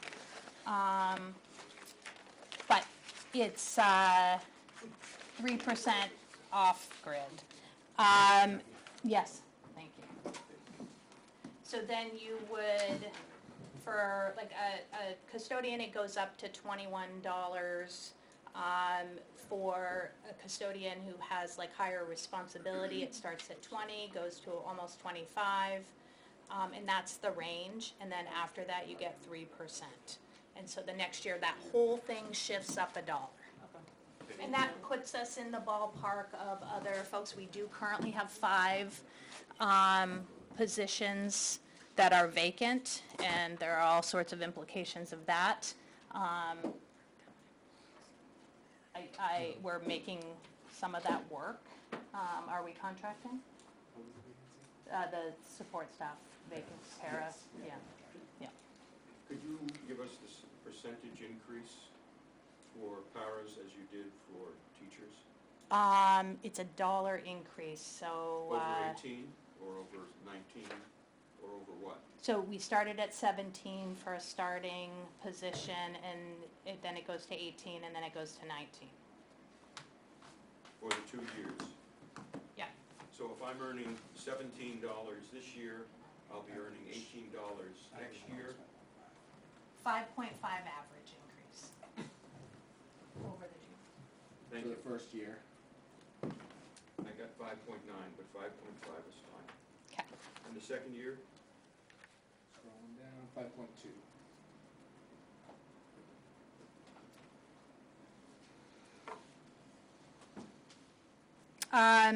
We Could also. you explain the health insurance? Yep. It seems very different from teachers. It is very different from teachers. So we don't offer health insurance in either Hennecker or Ware for our support staff, because that initial lift is too hard, it's insurmountable, at this point. But we did already have some healthcare established, and so part of negotiations has been building on that. And so for a if you're a year-round employee, we don't have that many of the year-round support staff employees, but you get you can get a family plan, and we increased the contribution from 68% to 80%. For paras and folks who don't work year-round, we went from a 60% of an individual plan. So if you have you want a family plan, you still get the contributions of an individual plan. So raise that from 60 to 90%. And we're phasing out the HSA. Year 1, it's 50% of the HSA. Year 2, no HSA contribution.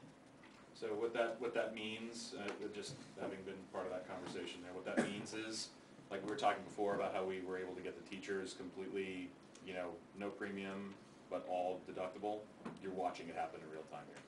That's what that looks like. So, right now, let's talk about the 260-day employees. Yes. How much more money is it costing the district to do this?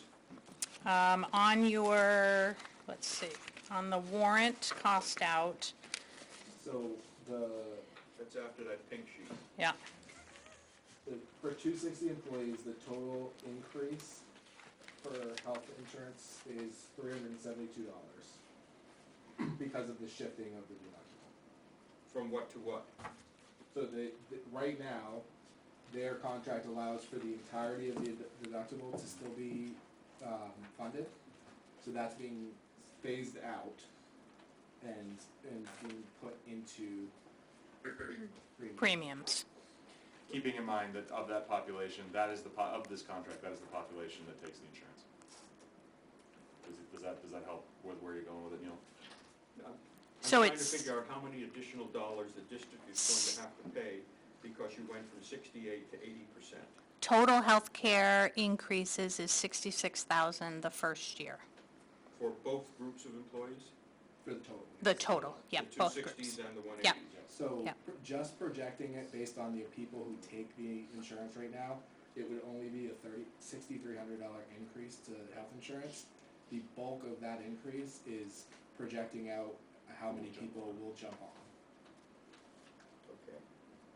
So we had to kind of weigh that and decide it's not fully funding of a single plan, so if you have other options, you're probably still gonna do that. But basically just kind of figuring that all out. It's also hard if you are a two-person or a family to jump, but like it doesn't, especially given what you're paid. The people who are doing that have no other choice, and most of their paycheck goes towards the health insurance. And we're keeping in mind in that projection, like the total available population to do this, right, okay? So just, before we think, oh my God, this number could be skyrocketed high, it could be an infinite number, there's only so many people that fall into those categories where it's offered. Most of these folks probably qualify for Obamacare. And we get a penalty.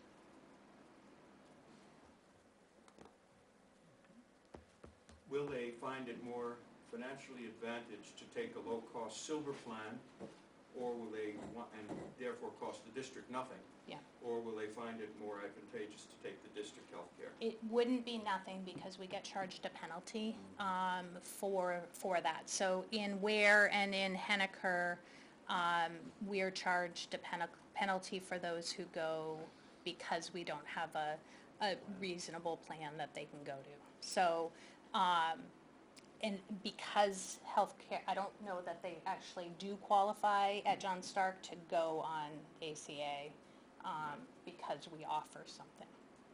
Correct. Are we setting ourselves up for more costs in the future because of what we're doing in this contract? Or are we setting ourselves up for less healthcare costs in the future because of what we're doing in this contract? Because the 50% HSA goes down to zero. Right, we are shifting from, with the same theory of action that we talked about before, we're shifting from paying deductible to paying premium.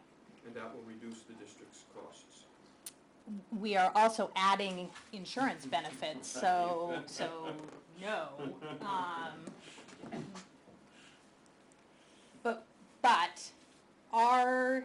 within the SAU, within most of New Hampshire, everyone offers, most districts offer healthcare to Paras? supports, yes, Yes, 180-day paras? yes, absolutely.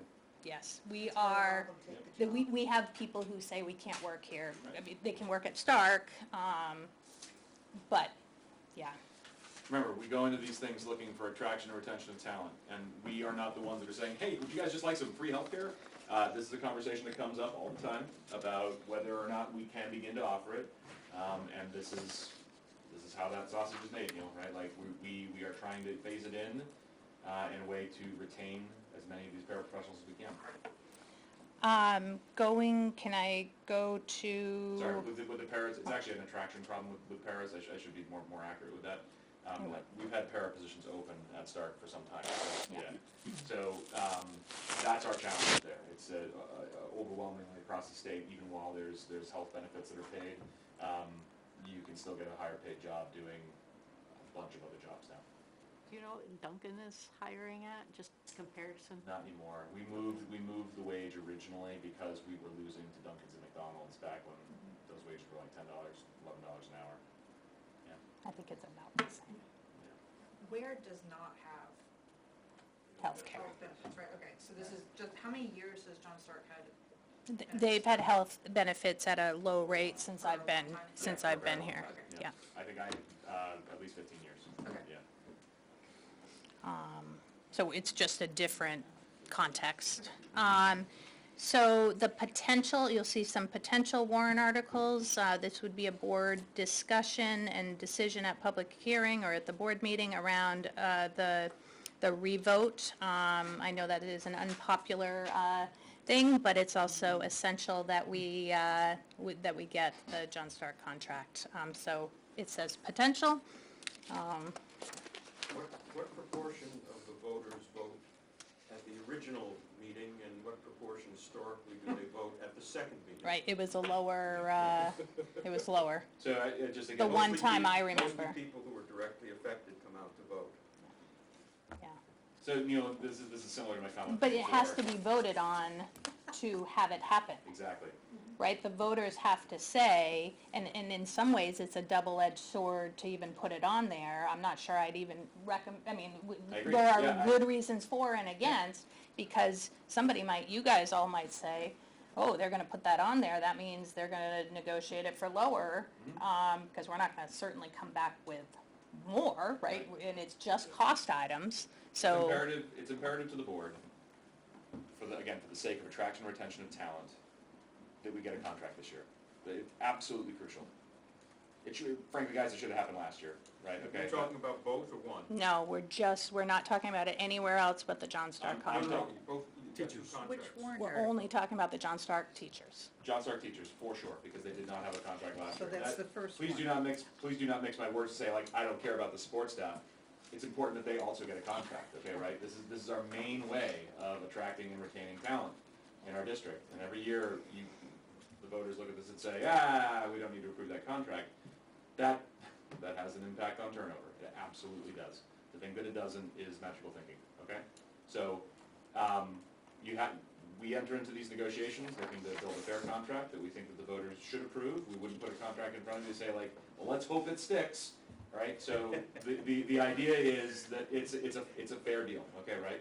We're trying as hard as we can to get a fair deal.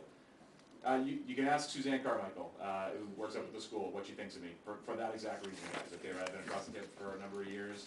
We are good friends now, but ultimately, like it is a thing that nobody likes going through. But that's the process that we have to go through to get something fair out of the deal. All right? There. Okay. Is it, I assume it's fair to say that when we look at priorities, I think you just said it, Yeah. this teacher's contract at it, we have to look at Whole thing. the whole thing, the whole enchilada, the town, everything else, and we make recommendations to the voters. Totally. Of what we think is reasonable. We put out, this is what it's gonna cost, and then they make their decision when they go to the booth. But we also say, what's reasonable, what's not. So, if the main thing is to get a teacher's contract approved, but the offset to that, you may not get a budget approved. So, You know what I mean? I totally get that. There's always a Yeah. risk we run, because you look at the whole nut. I totally agree with you, Bill. But Yeah. here's what I would caution anybody from doing here. I think, you classified this as Sophie's choice in the past. Yeah. I think that's a terrible way to approach it, to say like, we will only endorse one of these things.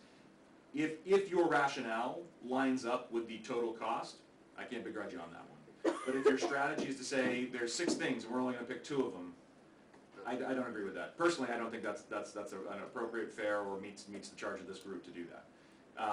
But I hear you, I agree with you on the principle that you're bringing up, which is, we can't just ask for everything and expect everything is gonna pass. I get Well, that. I You know? guess I'm looking for you to tell me what the priority is, Te- rather than saying, oh, they're all a priority, and letting us decide for you in our recommendation. Teachers have the number one impact. Say again, Dee. High-quality teachers have the number one impact on student achievement across the board. Any day of the week, that is the priority, in I my agree. opinion. I think you're right. Yep. Obviously, everything else is important, Contract and a budget. essential, important, but teachers have the number one, our charge is to educate students. Teachers, above everything else, have the number one impact on student learning. And not to undermine the paraprofessionals or the support staff here, but it's essentially all of our staff, is the critical, most important. We talked about it earlier. They make up over 40% of our budget, over 2/3 of our budget with their benefits and everything included there. So yes, obviously, that is the most important thing, right? For sure. Jackie? Yes. I think what Bill brought up and where this discussion is, it's a discussion we started in the beginning of you wanted to work with us, vice versa, and that we said you need to take into consideration, we got town expenses. Yeah. And we have to consider all of them. But that just there, when you finally said, this is the most crucial thing, because we've already asked the town, they're gonna be coming back in to, because there's only so much money, and great appreciation that tonight you came right out finally and said, this is the baby we really, really want. We like everything, but this Right. one's the big, most important creature. And that's not picking on anybody or saying anybody's less important, but that is crucial because of what's coming forward. That's Lori, very you've important. never got a different answer from me on that. 100% Yeah, it's always every been the day of the case, yeah. week, that is the impact we can have. But this is very, very helpful. I feel like I shot my budget in the foot, but, No shoes, you'll be fine. We might even ask you later which budget is more. I'm not answering that. I'm not answering that. Now you're crossing the line. Since we're in that conversation. All right, so, Do you know how much it would cost to have a special meeting, a special election? it is a few $1,000s, or at least it was last time. Like 3 or 7? I want to say, I don't know now. The last time we did it was 2016, and I feel like it was like about $5,000. I hope that doesn't appear, I don't like that. We want to look at absolutely that know by that. example. And like you said, it may come back Yep. to bite you anyway. And Yep. you say, well, I'll say no now, we'll see what they come back with. Right. Roll the dice and say, up and down, yes, no. Right, And there are a couple more warrant articles on there. thank you. Oh, yes.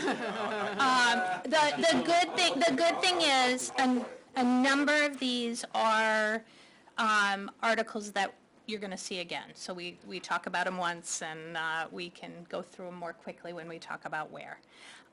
So we talked about the athletic trainer, the potential warrant article. These, again, are potential warrant articles. It's not the timing of this, we don't ever have everything set in stone. But, so we talked about career technical education. So we send our students to Concord for CTE programming. And the deal had been, and we ran into this last year, we found out in January, the deal was the state, we pay 25% of the tuition, and the state pays for the rest for these students going to Concord. And what happened is the state did not raise the 9 million limit. I think it's been more than a decade that they've had that amount, that pot of money in there. Yet tuition has increased, and so, and transportation costs, and so we have been able to, so the state kind of decides what they're going to pay based on the pot of money that they have, and then Concord, they pay Concord, and then Concord bills us what they didn't pay.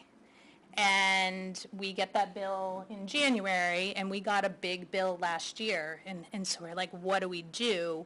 We've got 70 kids who want to be part of CRTC. We were only able to have 34 attend. And it's awful, because they're great programming, people find, they get certifications, they have great experiences. Like, I wholeheartedly support the program, but at what cost? And so we talked about an additional tuition warrant article vote to see if we could send more kids. So that's how that developed. So complicated in this is the law that goes into effect next week, January 1st, making our students able to take part-time or full-time classes in Concord, open enrollment for CTE students.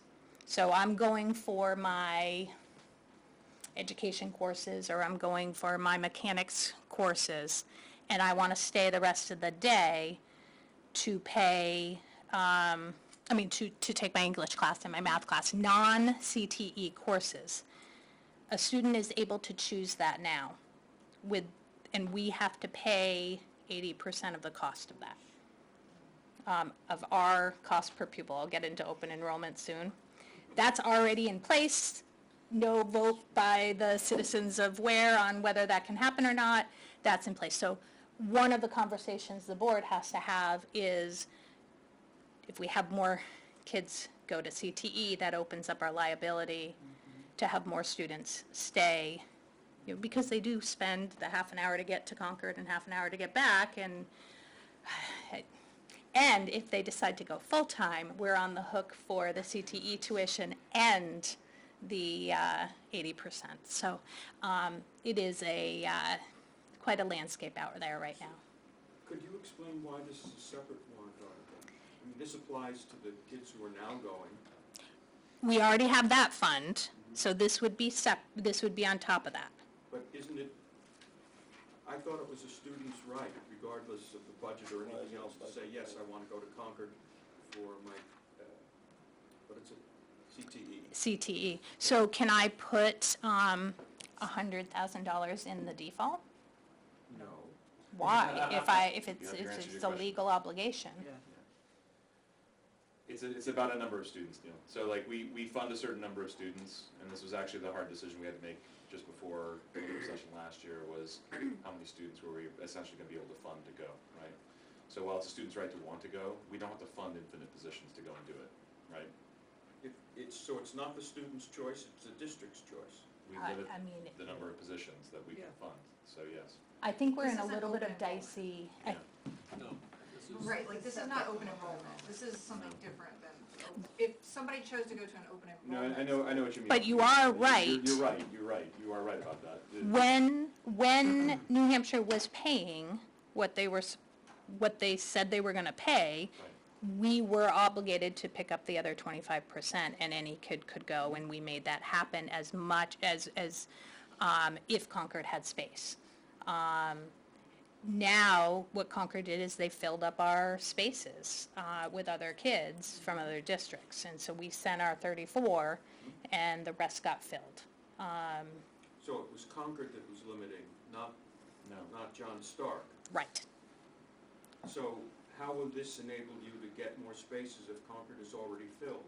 Well, if they knew they'll offer us, they knew we had the interest, they get all the applications, and they know they would have been able to support most of our kids. It just means Merrimack Valley got 10 extra spots and Kearsarge got 10 extra spots this year. So these classes are a premium compared to other teaching classes, fair to say? For the students who are interested in it, yes, And this isn't a now question, but has there been consideration or discussion of setting up a certain type of vocational technical school that other people could come to the school? That way we could get revenue for that program, but then, you know, kind of like player the Sharesy game, right? So, We are prohibited from what we can do there, but yes. Oh. because there's some protection in order to foster these regions of technical schools and to make sure you have enough people to make it viable, there's some protections built in. What we are working on are the courses along those lines, and for some students, that exploratory, I mean, our welding program is practically a CTE program. We have kids working through apprenticeships and opening their own businesses and doing things, so, but we can't get Perkins money, we can't officially set up our own program because we'd be taking from their Concord's planning on our kids going there. Let me understand this. 34 kids for 111,000? Is that what you're saying? that would increase. More than that, it's more than that because we have returning students as well, yeah. So is this 111 in addition to what's in the budget? Yes, yes, yes. So what will the total be? Do you have And the how many CTE students total? will this cover? Yes. 300 is the total? Will be the total? Yes. 300,000? Yeah. And how many students? We had 70 students who wanted to go last year. We ended up sending, I believe, 34. We also pay for transportation. Jackie, with this, Let me finish. That's $4,280 a student? That's the 25%, or that's That's the 25%. that's the 60% or whatever it is that we're going to be stuck with? Chris has that answer. He's been advocating for us at the state level on this. Sorry.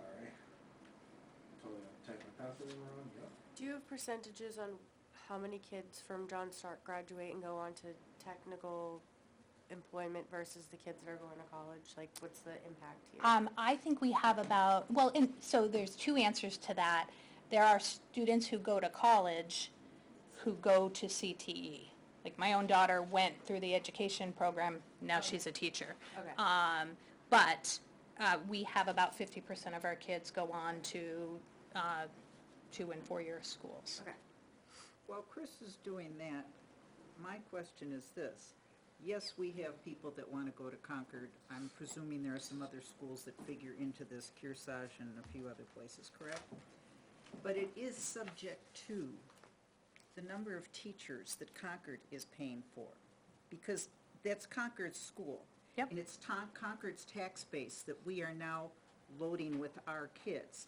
And if their taxpayers are astute, they should be raising questions about who's coming in, because they're not going to want to pay for more teachers for other kids from out of town. That I wouldn't, regardless, it's rational to look at that. So we are also controlled by their tax base. Their taxpayers decide that. I mean, I think, If you came to us and said, we want to hire 50 people because suddenly we want to bring in Concord, New Boston, and Goffstown, you're going to have a hard pass on that. I do think that whole process for the CTE programs is more managed at the regional level and through the state than just purely Concord. And the Perkins grant money, the federal money that goes towards that, is pretty significant. So you have outside tuition coming in from all these Right. towns, plus from the state, plus federal Perkins money, supporting your ability to offer these really great programs But for I do know your their kids. taxpayers do feel this. They do feel it, but they also have a city council.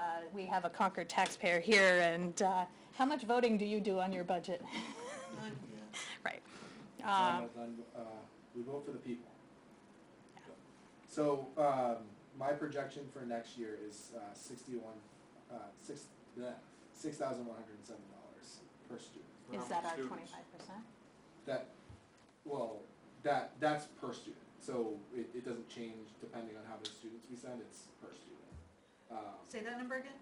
6,107 is my projection. Does that include transportation? That's just tuition. Okay.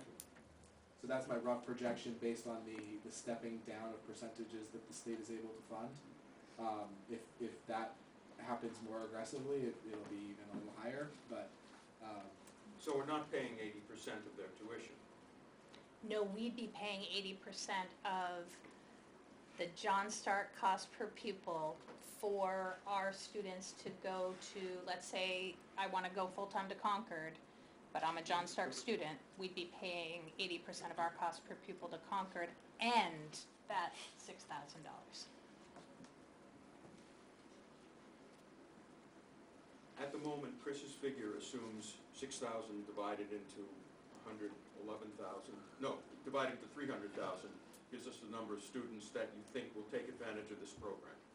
What you don't know, let's say that's 60 students. Yes, What you don't know is how many of those students will say, gee, I want to continue right, and take the rest of my day in Concord. right, And for those students, in addition to the $6,000, you'll have the difference between 6,000 and 80% of yes, our cost. Yep. And that you'll have to pay to Concord. yes, And that's an unknown. yes, yes. I don't think we'll have the masses wanting to do that, because they're invested in the John Stark community. Can they elect to do that Yes. for the rest of this budget, not 26, 27? I Can they elect to do that for half a year or a quarter of a year? I don't know what Concord's acceptance That's gonna be the trick. will be for that, if they have room but yes, I think the legislature has enabled that. My understanding is that the CTE centers are all looking around at each other to see what each other's doing to determine what's gonna happen. This is unconfirmed, but I'd heard that, like, Jaffrey Ringe and Keene is a one model to watch, where Keene, I believe, allowed for Jaffrey to shut its CTE center down and send all of its kids to Keene, which then effectively blocked any other district or any other school from sending their kids to Keene. I may not have the details on that totally straight, I just had heard it second or third hand, but if that is a true statement, then yeah, of course, Concord's gonna be looking at models like that, going, is that the right move for us? What does it do to, like, allow access to the program from surrounding districts? If all of a sudden, that ends up happening. So it's unsettled, I think, is the answer. Like, that's definitely the case. So there's no money in the budget to pay that Right, extra money. right, and we have a lean budget right now, our bottom line right now. Has there been any discussion on parenting, it's like footing some of the bill for, making it spread farther so parents that can help provide like tuition costs and versus, some other parents couldn't, kind of try to spread the wealth, if you will, so more students would have access? I don't think we're allowed to do that. So if there is if there is a Ware student going to Bishop Brady, the resident town is responsible for paying the CTE for that student to go to CRTC and it's not a parent obligation, it's a district obligation. So I don't believe, unlike something like athletics, I don't think we have that option. I really like this program, and I'm all in favor of paying for kids to go get actual training and Yeah. things. But I am worried about that unknown Me too. liability of sending that many more students, because that is something we cannot, we cannot fund that. Right. We might not even be able to fund it with the 30-something that we can Right. currently send. And we aren't going to have 30 students who want to go. But do people even know about it right now? That's gonna be Right. the problem, is if they Right. find out. Right, but even so, like John Stark students in general are John Stark students. They want to play the sports and they want to be part of our community for the most part. Might somebody I'm not panicked yet. I might get there. But I do think for the most part, that isn't going to be that appealing to go to Concord for most kids. There might be a course, right? There might be some, I'd like to say for AP Government. We don't have AP Government, and, that, Will they start doing things to attract? they are, that is students. definitely going to happen. And so might we want to hold off a year or two and wait and see Right, what they do with all of this? right, How many open seats they have and everything before we Right. decide we're gonna send even more kids. Can we set up a policy such that if a student goes to Concord, that student is not eligible to participate in John Stark extracurricular No. activities? No. So I can send my kid to Concord and he can play football and be in the theater group at Stark. Yes. Yes. So this is evolving, so we had our board meeting, a few weeks ago. Since then, some of this has kind of come to light, and that's why it says potential. We're still working through it. And so I'm going to jump down while we're at it. The same is true for the open enrollment. I don't know how much you guys have heard about open enrollment. Currently, court cases that have come down just in late October have obligated resident districts, no matter their area agreements, which is a problem for us in Stoddard, or votes, like right now, and we currently, so let me back up. Prospect Mountain is currently the only open enrollment school in the state.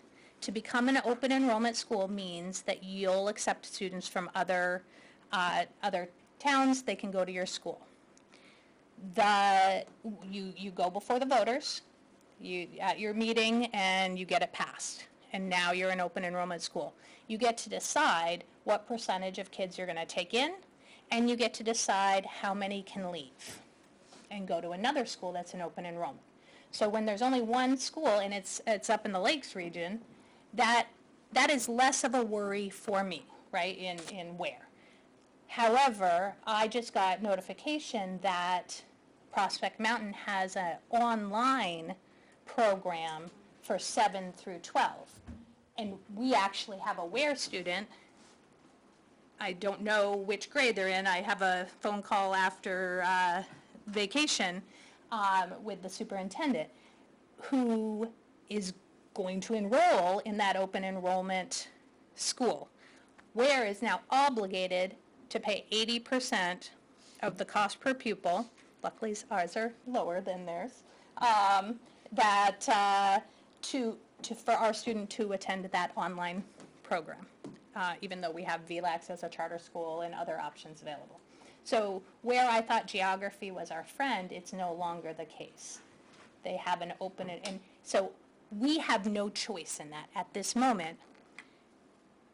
One area where we think we might get some protection is if we go before the voters and become an open enrollment school ourselves and set it at 0 or very low, coming and going.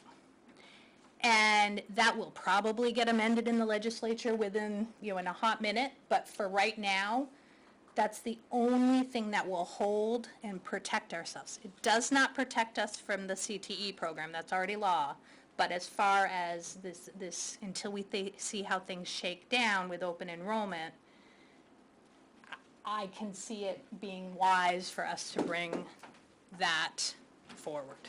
But again, it's evolving. I've had 4 different lawyers tell me 4 different things, so.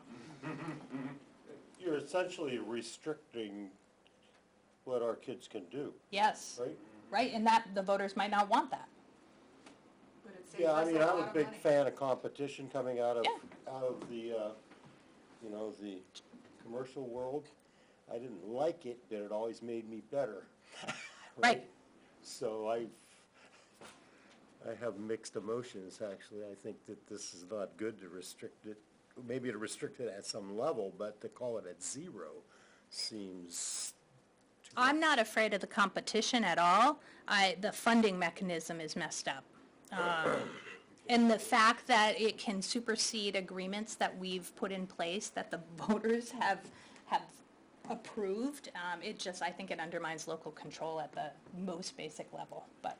Would we have to worry Lori, about- you can't plan a budget. Would you have to worry about transportation costs? No, it is parental transportation, unless special education. We are obligated for any students who are a WARE student who goes anywhere in the state. But coming in, the other district would be obligated. So, from Prospect's point of view, this is fabulous. It's like Southern New Hampshire University Yes. and their online college degree Correct. program. Yeah, Correct. I can take my high school from 7 to 12, sitting at home. Yes. Mom and dad never have to worry about transportation, and my district is paying through the nose for it. Because while the economic cost to Prospect is probably close to zero, we've got to pay 80% of, let's say our average cost is 18,000 or 20,000.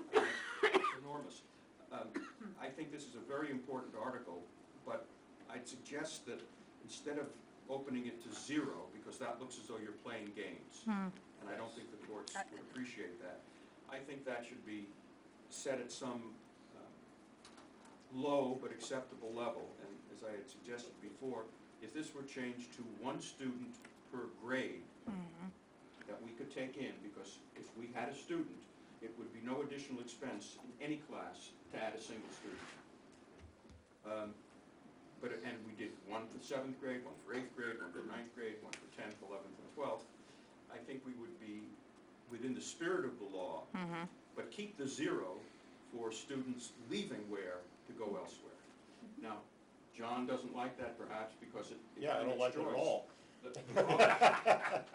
The problem is that John wants to John wants to force all of the other taxpayers in Ware to cover the $18,000 that your child costs us because he decides to go to I college. thought that was limited to 5,000. No, that's No? EFAs. Ah, okay, This If is, it, and that's what. got it, yeah. Are you at all worried this would be amended to Yes. a larger number and then we're screwed? Yep. Okay. Yeah. Well, it sounds like the legislature hasn't thought this through. That's an understatement.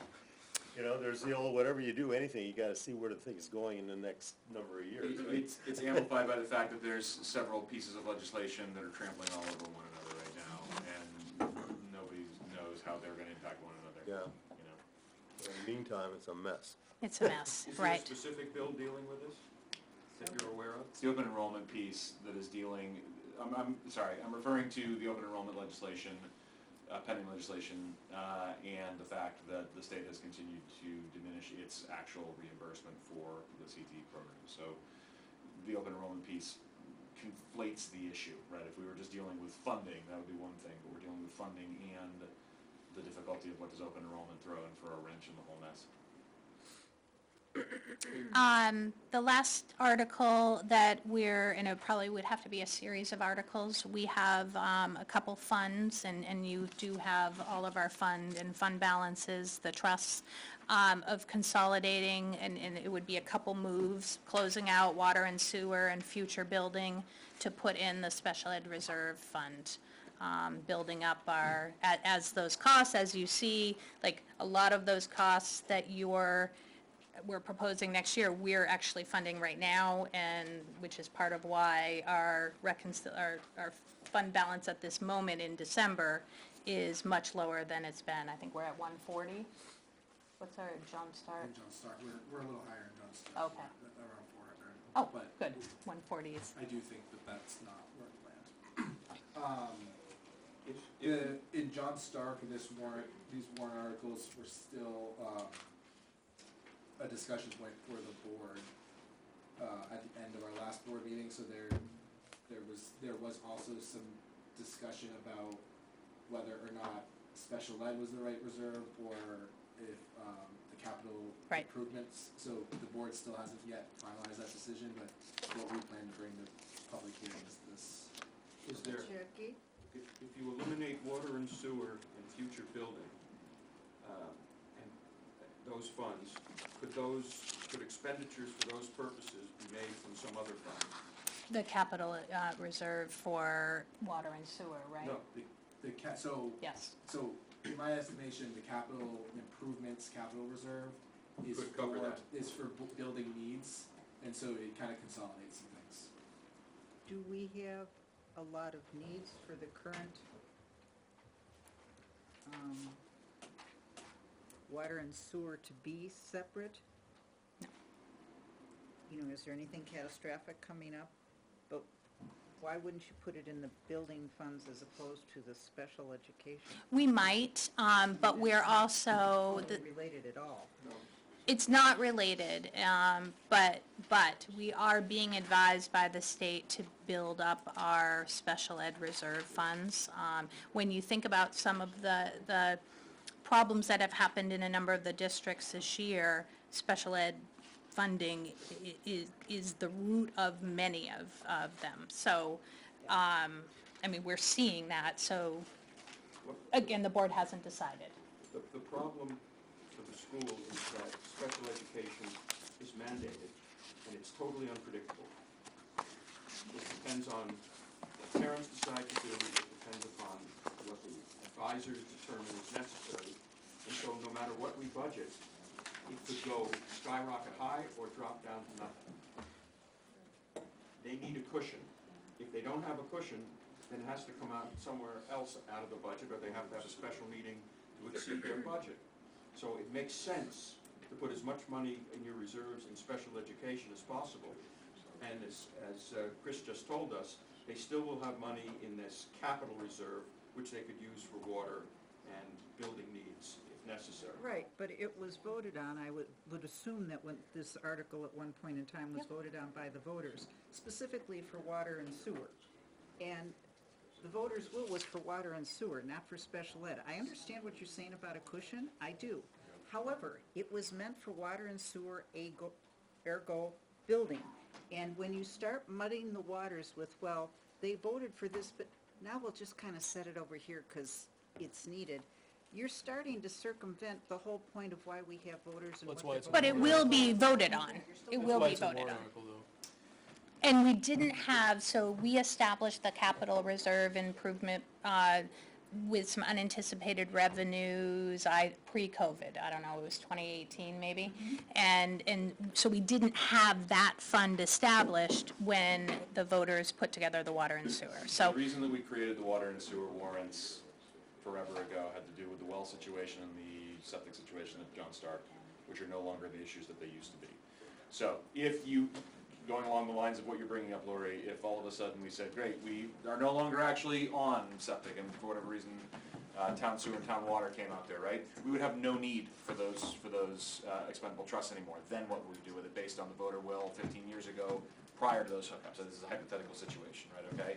And to the point, we would put a warrant out there to say, can we repurpose those funds that are no longer needed in the capacity they were originally voted for, which is essentially what we're talking about here.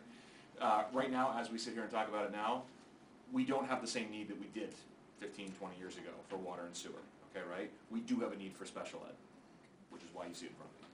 So arguably, if you don't have a need for those two, Lori's argument should be, well, return the money to the voters. Or put it in the expendable trust for capital improvements, because water and sewer are capital improvements, right? I mean, Yep. and so it stays in the same ballpark for what it was originally intended for, How yes. much are we talking about? It's not that much money. That's what I mean, yeah, that's why we haven't spent that. $25? About 95. 95.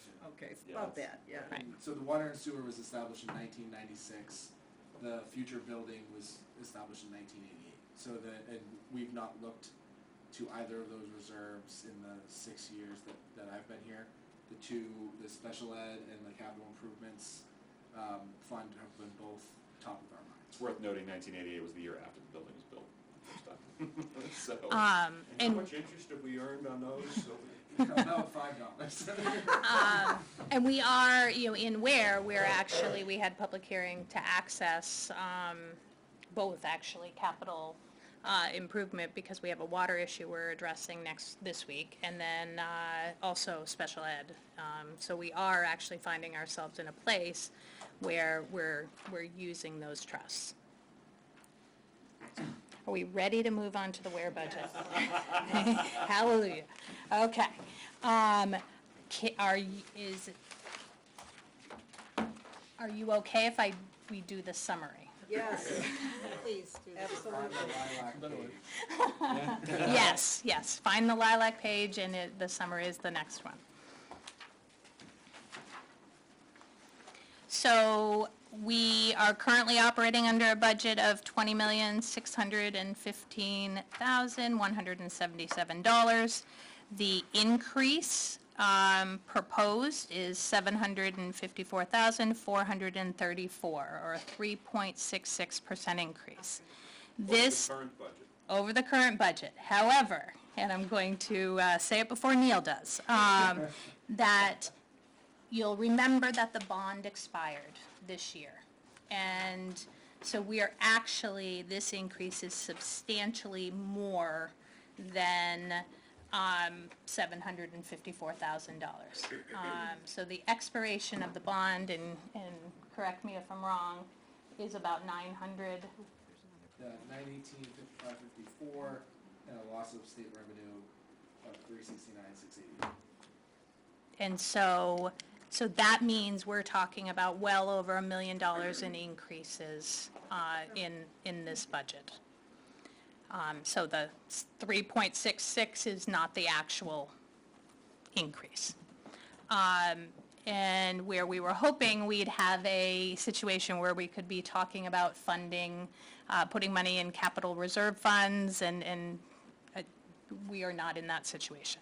So so I've got the accounting shifts that Chris talked about earlier, the bond expiration, and then Chris had talked about adequacy. Do you want to now talk about it for both Stark and, I skipped over that, I apologize for Stark.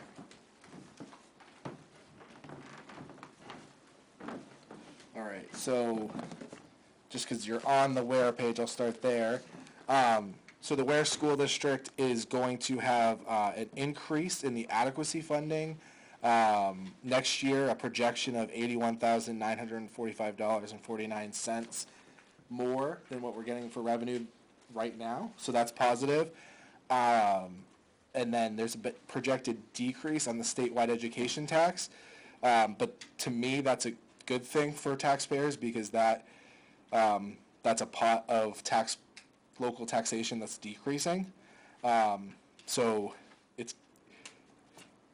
it's shifting it basically to adequacy is what's happening. So it's not on your tax bill anymore. It's now coming directly from the state instead of your tax bill.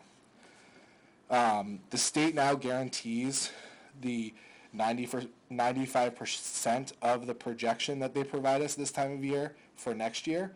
And so we know that those numbers are at least 95%. They're going to come in. So if we have a big change in enrollment or if their projections in enrollment were incorrect, we'll still get 95%.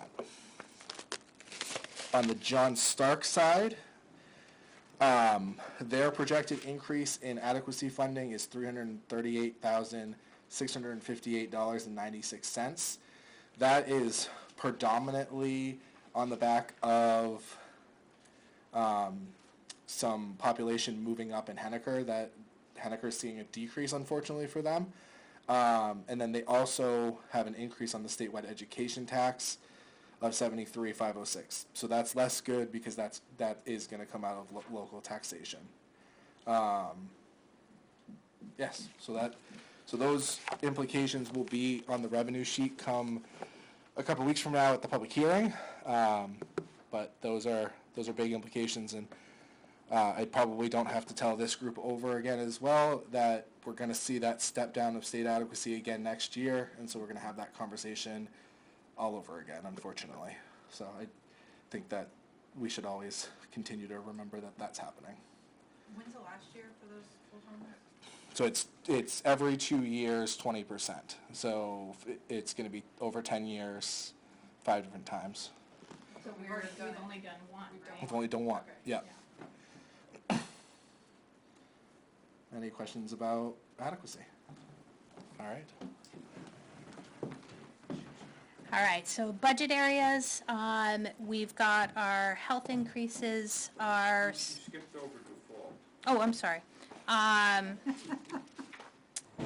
So the big buckets that go into the default are benefits, which I'm going to get to in a minute, salaries, and student services, What are student services, special ed, special ed? and the SAU district shares.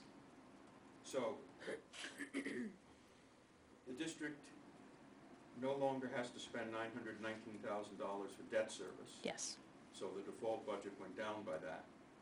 Yes. But the default budget went up by $1,456,000 because basically benefits, salaries, and special ed. Yes.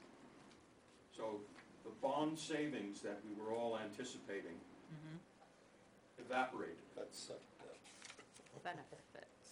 taken over by $1,400,000 in salaries, benefits, and special ed.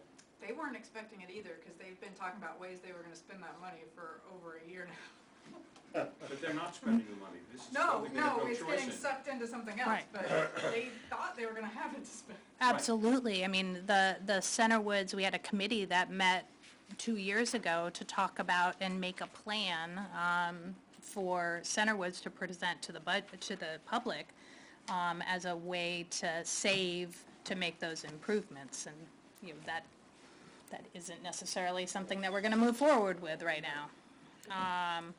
Why is benefits so expensive? So 16.9% increase to the Healthcare. healthcare.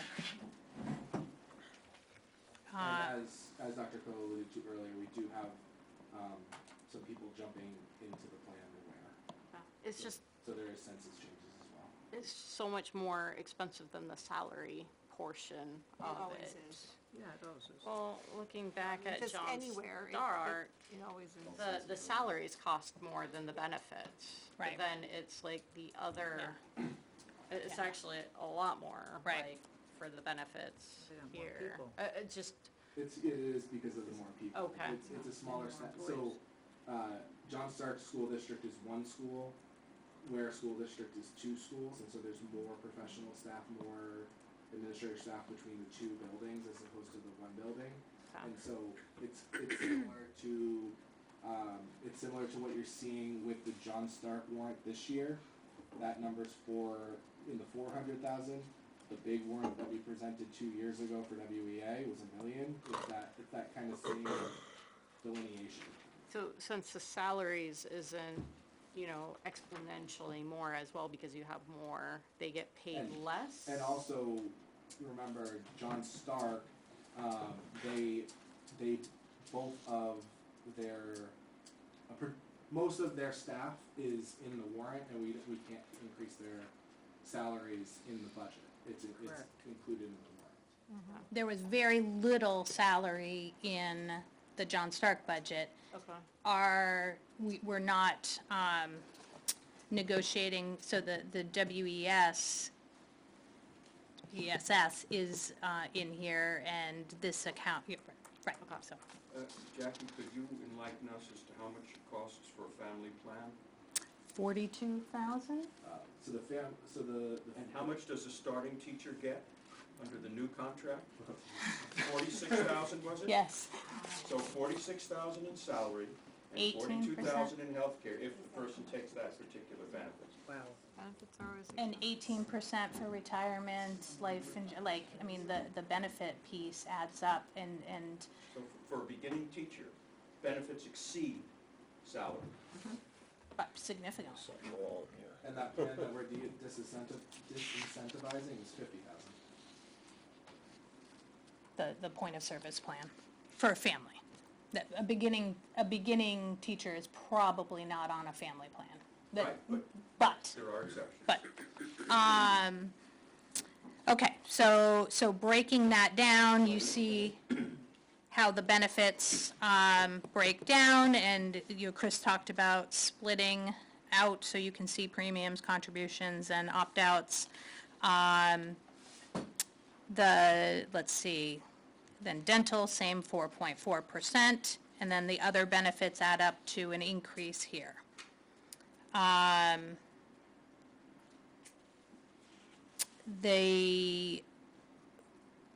We had within the WEA contract some of the census changes, and we added in there, in the last contract, there was a personal day payout that Chris pulled out, so to disincentivize people from using their personal days, that you get paid for part of them, so that's specifically articulated.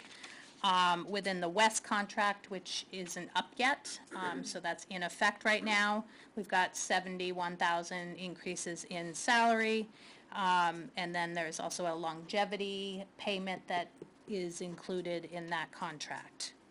And the longevity is just being moved out of salary, and that's why you see it separately now. That was already in the budget. We were already doing it, but, so of an increase of almost 85,000. Yes, Just out of curiosity, personal days and vacation days and all that business, how many days does the average teacher take off that we need substitutes for? I mean, it depends on the year. You're gonna see that we need I don't have an actual number, but, I mean, it depends on the teacher. Let me look into what that would be. My guess would be, I can't wager, I guess. We spend a lot in substitutes. Right, that's what I figured. And lots of things happen, right? People have illnesses, people have sick kids, people have all the things that, They are not contractually allowed to use sick days to extend vacations and things of that nature, if you were Right, wondering right. anything about that. So that is an area where we know that is not an issue. right. No, I was just curious as to how often we have substitutes in, because substitutes don't require the same amount of education as a regular teacher. They're not part of the, Right, so we want the teachers in the building, so I'm just curious about that, I'd like to know. yeah. Thank Yep. you.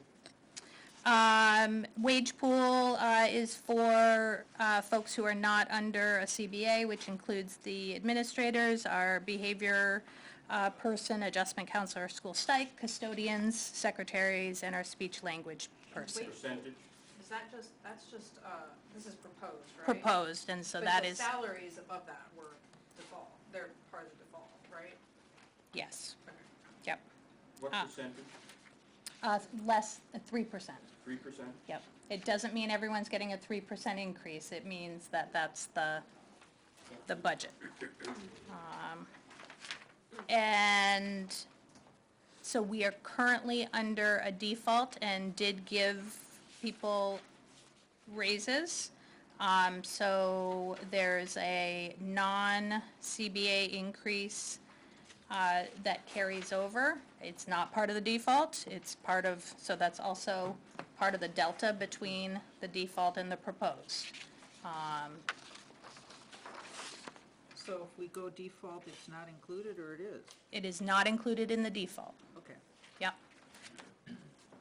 Where is that? The 48 at the bottom of the page, yeah. Yeah. Clarify that a little? Yes. Okay. So, the new wage pool, is not included in the default. Because our budget Oh, was is it bottom greater, because the budget we got was greater than the proposed budget that we got, we were able to write the budget as the proposed budget. And so we were able to provide that with the budget. But again, the wage pool that we're proposing today is not part of the default. Thank you. Right, we got the higher budget, which was the default. I'm sorry, I didn't understand So that. you Could say didn't, it you again? didn't wanna save that money and try to use it for transportation?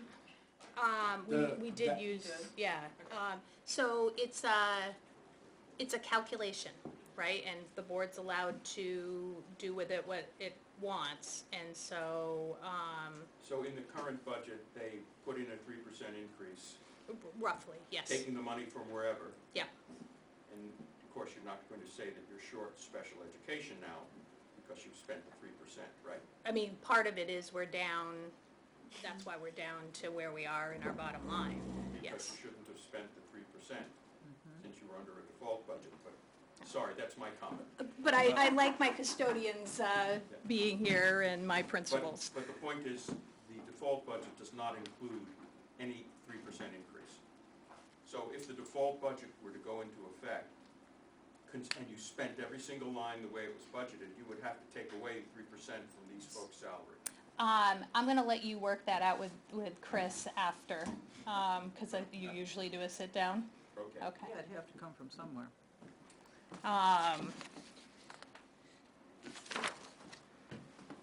Okay, special ed services on the next page, we're at 469, 197. We're also, navigating a number of those costs right now. Broken down for the SAU shared board, the district shares, auditors, same, like these are all the same fees that we talked about in the John Stark budget. Additionally, that out-of-district transition shared position is at a lower rate in the WARE contract. We have fewer out-of-district than at John Stark, and so we put more into that John Stark budget, less into, because, if we got our default again, and let's say John Stark didn't, I would try to hire part-time, consult some support in some capacity, even if I can't get a full position. This 6.42% increase is in the default budget, right? Because it's the SAU? Yep, yep. Thank you. Facilities, we've got, the big one in the facilities line is electricity. Chris has talked about this a number of times. We had a really good 5-year contract capping our electricity rates and had to negotiate a new one, and the world's a little different electricity-wise than it was 5 years ago, and so now we're navigating those prices. Yep. Does it make any economic sense to go solar?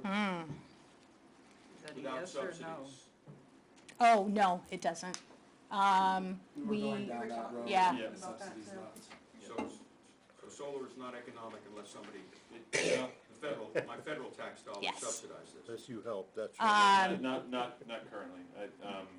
I've been It was- independently talking with some folks to see when, if whatever. We were really considering it at John Stark, Yeah. but it made a lot less sense when, Even though the panels are so much more efficient. It's a curve, right? So I mean, they're coming down, right? They are more efficient. Very briefly, let's not launch into a whole tangent on this, Yeah. please. While that's happening, the ends still don't justify the means unless one of two things or both of these things that are not mutually exclusive be true. Our cost for electricity is offset significantly by the fact that we have enough solar panels to do it, okay, right? So that's Right. thing one. Thing two is, if you have other energy improvements of an electrical variety that you are looking to upgrade, that become more efficient, you can do kind of what we did with the boiler project and offset your debt service on the implementation of the solar panels with the cost savings from the implementation of those particular items. That's not a fit everywhere, so it's not a universal solution, and we are not currently candidate for those kinds of things at John Stark. It may be certainly that we could do something like that in Ware, but you'd have to look to determine if that were the case. But that's generally the economics of how it works now.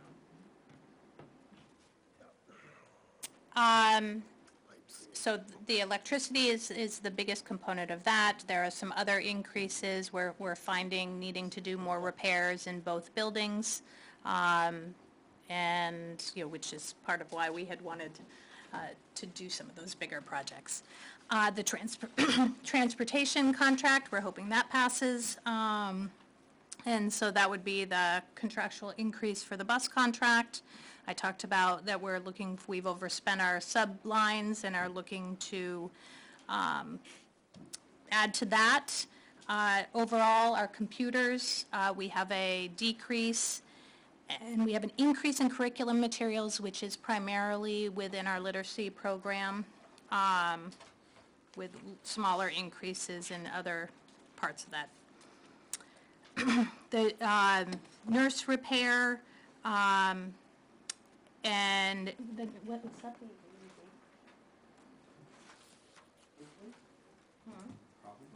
I think that is the AED repair, and just increase in supplies needed there. We cut from the general repair lines. The playground equipment, this is a Centerwoods request. This was something that was in last year's budget that we didn't fund, which would be the slide. And then miscellaneous ups and downs with the postage and printing and data and dues and fees. So then the delta between the default and the proposed is 312,385. You're right. AD. Warrant articles, we've got the WEA agreement, and that is a 2-year agreement with a 5% average increase, 3% increase to the grid, and $3,375 off-grid.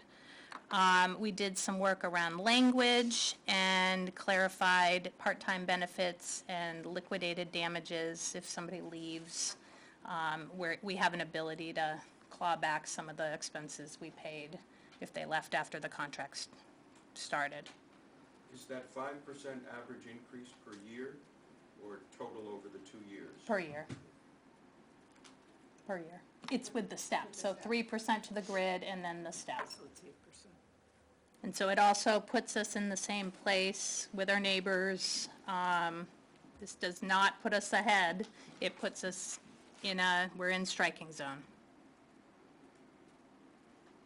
Do you know if that's gonna be posted?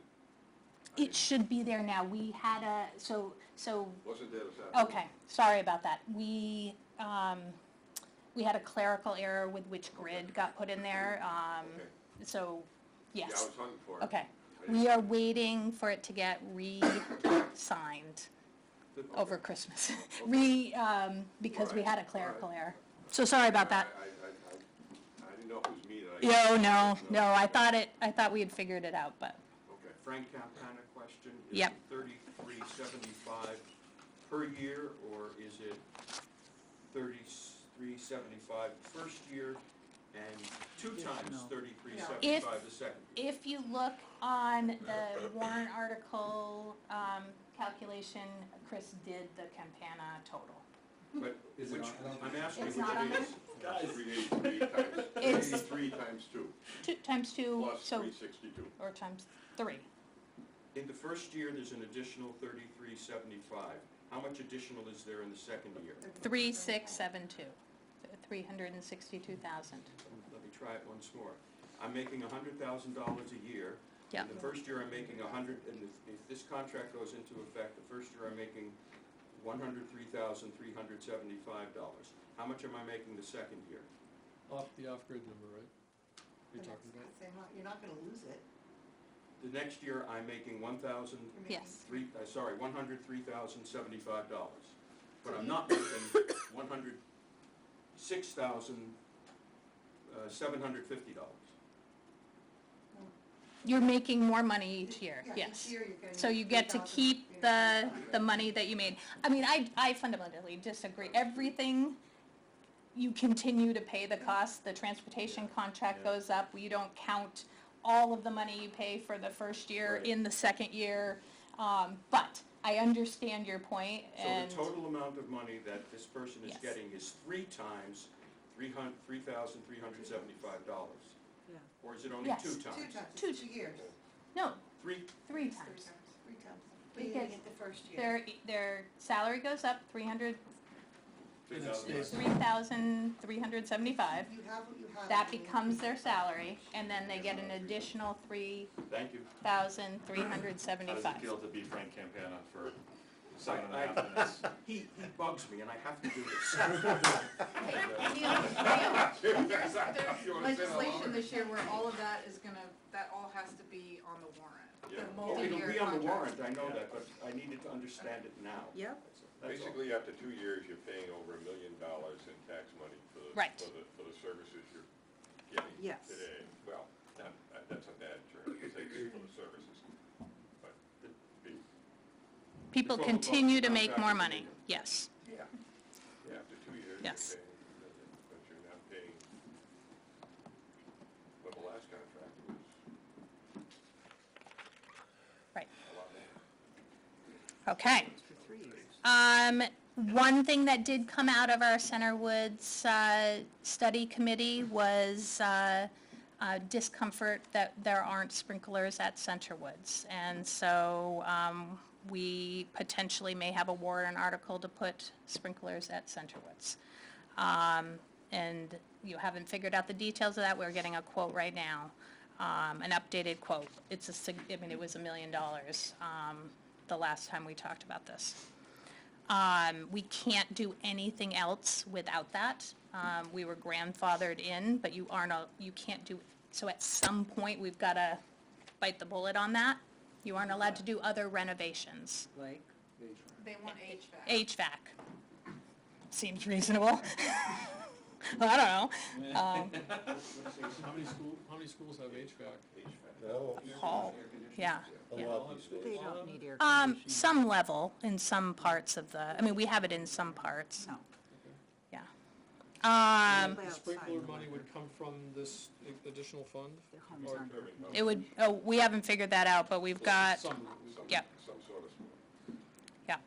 Also looking to consolidate the low, some of the low warrant articles, trust funds into, special ed reserve fund. The idea is pertinent in the fair side because there's a fair chance that the special ed reserve that we have in Ware will be depleted after this fiscal year.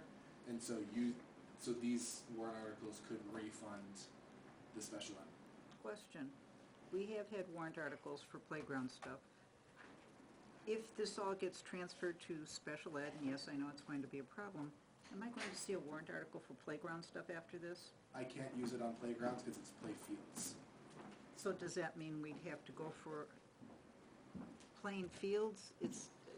They play on the playground fields, the It doesn't seem like the soccer practices over there, intent hockey of, stick does.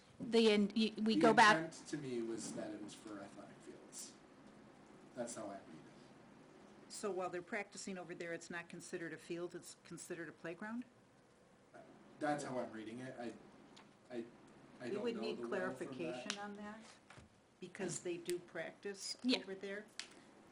but going back to, what the voters voted for, it does not appear to us that that is the intent to fund a playground through that money. We also are finding we are getting additional, more Medicaid reimbursement money, and so that's an unexpected revenue. And are considering an article that would enable us to use unexpected revenue into the special ed reserve fund. If you up your estimate Yes. of Medicaid reimbursement, Yep. there will be zero left to transfer into this fund. Right. Right. So I assume you're going to estimate Medicaid revenue accurately based on historical. Historically, last year, we were doing a cost analysis to figure out if we were going to stop doing it, because it wasn't worth it, and so now we're getting it. But you put in 35,000, you're getting 70-something, right? 67? That's where Right. approximately we're at. Right, so Yes. you're going to put your estimate for next year's budget at 67 or some higher number. So my current plan would be to raise it some for the revenue projection during the budget, and see how the rest of the year plays out. I do have the chance to set that amount as of October next year. And so if I get to October of next year and we're still getting it flowing the way it's flowing right now, then yes, I think I would raise it. But currently, right now, there are changes to the law that could again dip the amount that we're getting, and so it's a bit of a risk. My concern is that if depending on the estimates, money will go back to the taxpayers, Right. or money will go to the special education fund, Right. and that's totally within your control. I want it. And I'm looking for some sort of assurance Yeah. that It's that going the to maximum special amount ed of money either will go way. back to the taxpayers, which means your estimate of Medicaid revenue has to be as close to real as possible. If you're under, the money goes into the special education account. But if you're, The only way in Ware that we have to reserve money is to go to the voters.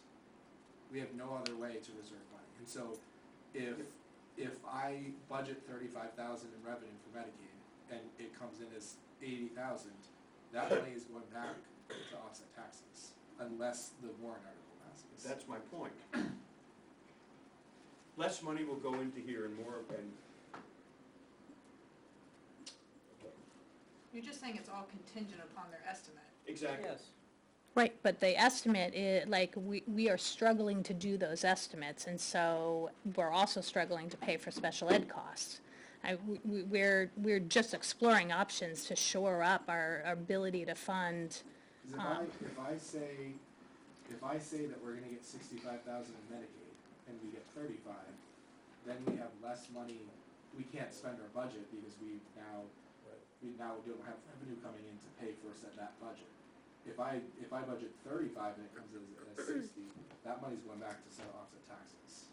Even if this article passes? No. No, so if the article passes, so the language I think would be a more typical trust fund article where it says put X amount of dollars of fund balance towards I don't think we can write it in a way that says the Medicaid number goes to the reserve. It's going to be a warrant article that says, would the town like to put $10,000 from fund balance to special ed?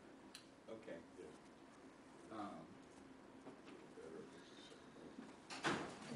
I think that's Does a better that, approach. when you do something like that, do you get to put that it's zero tax impact? It's not zero tax Not impact. zero. Well, I know it's not Yeah. zero tax impact, but because it's, It's like an opportunity cost kind of thing. like, because it, you know, it's just like, I mean, it's like saying anything that gets paid for out of the ambulance billing fund is zero tax impact on the warrant, even though it's not actually zero tax impact. I'm asking, this way, they can make it look like it's zero tax impact. No, we cost that out when we already do. Whenever we contribute, we put money to the trust fund, we cost out what that is. But So even when it's coming from a different revenue source? But I is it the think what I heard taxpayers? Chris say was that that's not what it's gonna look like. So the tax impact of a fund balance, funding a reserve Yeah. is basically the tax rate calculation done on that amount. And it's Katie, the warrant article is going to say, are the voters willing to put up to $10,000 of any unexpended fund balance into this reserve? If you vote yes, it's a 1 cent tax increase. Okay, so it will? Yes. Okay. Do you still have, is there still $100,000 line item in your budget that says to kind of like a return to offset? Did you used to have like 100,000 in each budget that said? we project revenue of that, but that doesn't Oh. impact. What Yeah. am I thinking of? It's revenue. When we present our budget, we say, but it doesn't impact expenditures. It's not a line item. Okay. We Right. just, we're expecting that we're gonna have, Yeah, like this year, we're gonna not Okay, say the anything. revenue side, yeah, okay, that's where I found that. the budgets that we make are very much, every budget has a name. Every budget has Yeah. we don't have any fluff.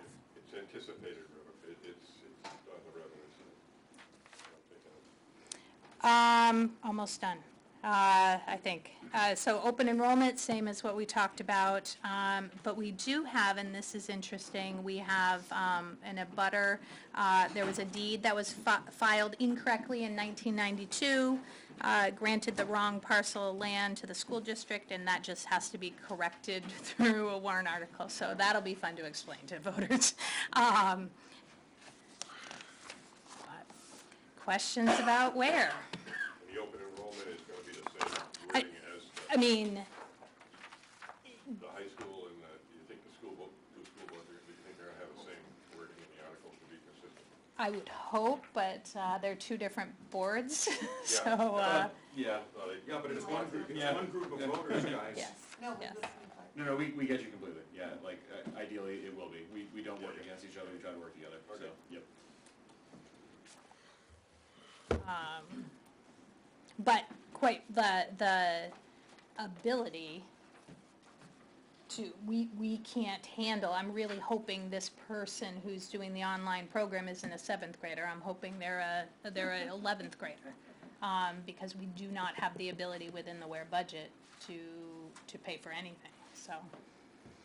So there are different contexts to the two districts. How much would that cost us? It depends on which district, because our cost per pupil is lower at. Just say it's our lowest one. Yes, right. Oh, say it's our lowest, so Yeah, our cost per our pupil lowest. our cost per pupil in where? I think it's 14,000. 80% of that. right. For one student, for every year that they attend. 14 is the 80? That sounds right. And I don't know if they do it by school or if they do it by district, because our Center Woods is a little higher than Ware. Is this online program all-inclusive? I don't know anything about it yet. That's my conversation with There is an online program called VSlack. VLAC, yeah.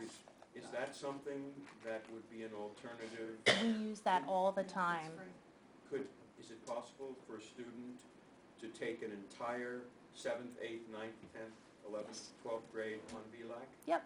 Most students don't use it that way, but you can enroll, it's a charter school, and you can enroll with VLAX, and it runs as every charter school does.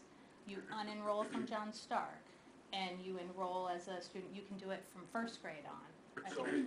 why would a student I don't know. want to go to Prospect I don't- versus, could you, does the district have to pay for VLAC or that's free? It's, I mean, it's not free, because But- nothing's free, but, But the district budget it's a doesn't cover charter. that. So could you train your guidance counselors? Yep. To be very favorably inclined toward the lesser expensive alternative? I mean, we use VLAX, But if this 7th grader could be persuaded, gee, yep, and here are the advantages, yeah. Yes, I mean, except for, good luck. right, The problem is that all these schools could start, multiple schools could go to open enrollment, start Yes. offering these online programs, and then they could have like different niches Yeah. where, I'm gonna have a animation something, and anyone who wants to do that is gonna go to that because they're interested in it, and they're gonna do things to try to attract people, and it's, we've got a great football team. It's not supposed to be the case, but how is that not gonna happen? Yeah, sure.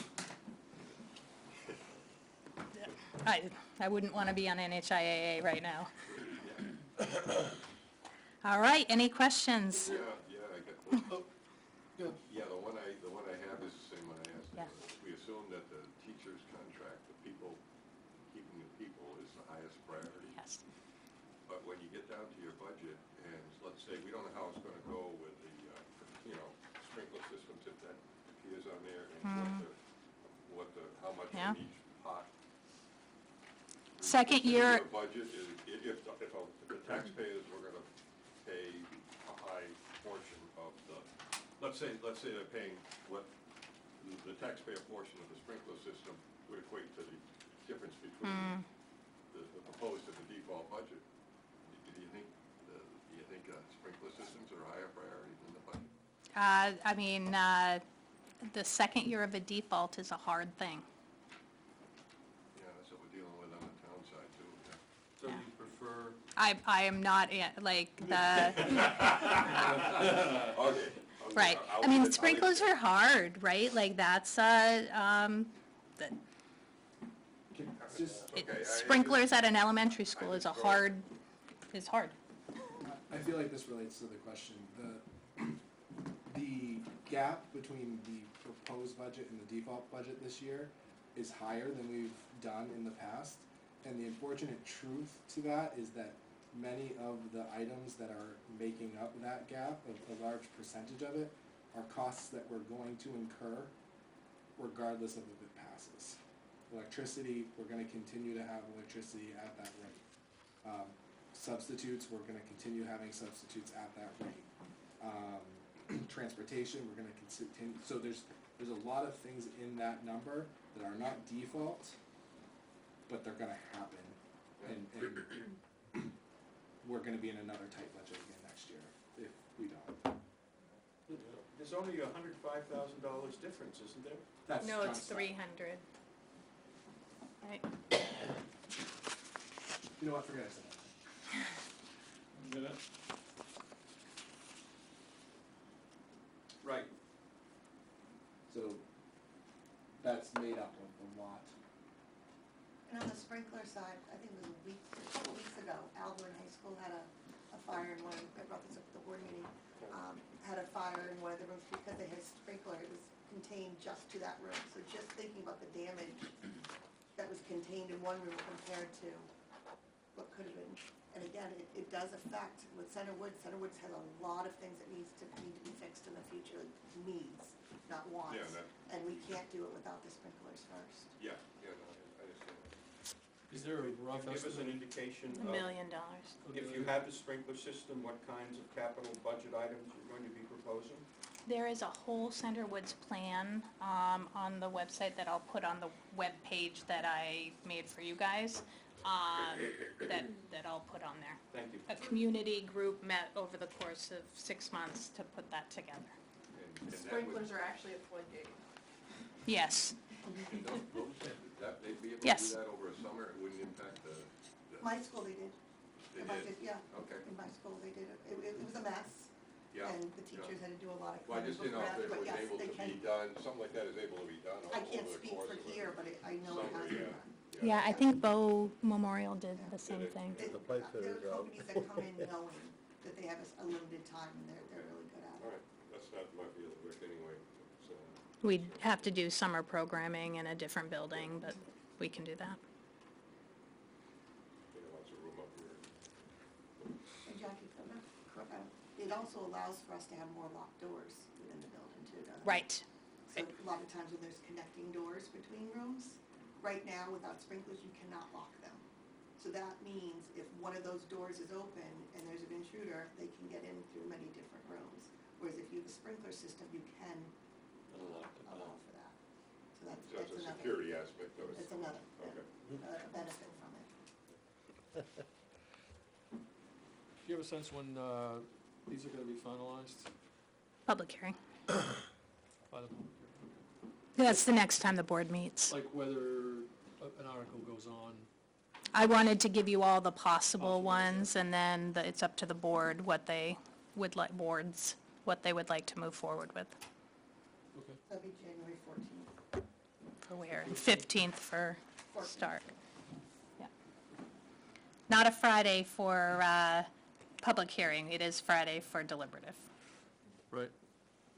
January. Yeah. 14th for where? 15th for John Stark? Wednesday and Thursday.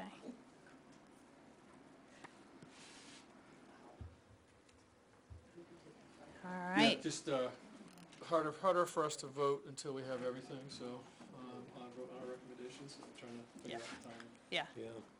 Well, we're early still in the, so coming here, like, we used to do this in January, so, Yep, so we're not gonna be fully baked. right. Do you, any information that might be useful on enrollment trends? I think that we're fairly stable in this region.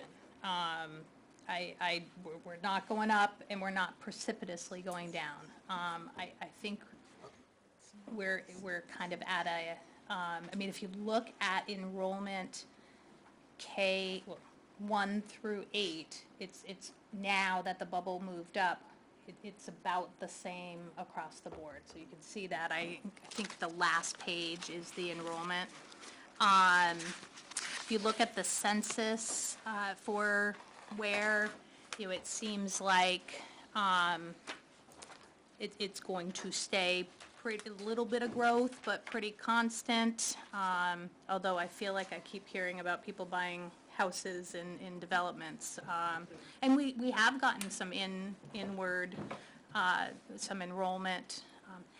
Where it gets tricky is I have no predictability around all the other things happening with open enrollment and Over the next 5 to 10 years, any sense based on birth rates and other it seems data? pretty level. You think it's going to be level? Because Claremont, as you read in the paper today, is figuring out out how to close up Yeah. to 4 elementary schools. Yep. Because their 10-year enrollment projections is going down significantly. But Right. you don't think ours will. I mean, that isn't what it looks like to me. So the other thing, the SAU board has extended an invitation to Hillsborough Deering's board to have a conversation around, are there ways we can collaborate, whether that's at the SAU level, because they do have a declining enrollment, and Deering has actually voted to possibly pull out of Hillsborough Deering, or they're exploring that. And so, we are looking at what a more regional approach might look like. I have, at the very beginning stages of that, the idea of having 4 more districts with 4 more school boards sounds like a nightmare on some level, but, But then, if the total population of the now combined district was declining, student population, how would that affect those communities like Right. Stark and Ware that have level enrollments?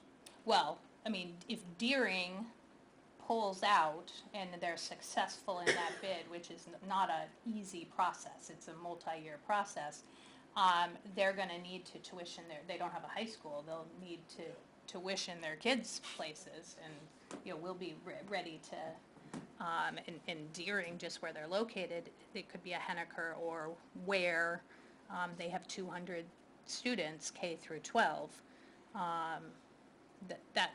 That could, if they just, I doubt they just come here, but, depending on what gets worked out. I know I live in Bow, and when Dunbarton, with about 200 kids, went to Bow, it leveled out the enrollment and put them at a place, it like kept them pretty stable. So even if we were to join with this group, the total population you don't think would be declining over the next 10 years? I mean, I haven't, that would be part of a study that we do, and,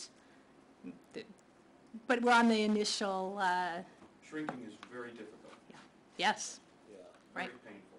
yes. I mean, Stoddard right now has 44 students in their school. I mean, their top was 80 students, so it's a K through 5 school. But we just spent the fall with a community-wide enrollment study committee, looking at what options might be but people also really like their elementary schools, so. And especially when you live in, like, the middle of, People of Francistown. yes, found this right, district. right, Yeah. exactly, exactly. So we're trying to explore options. Steady enrollment. Yes, fairly steady.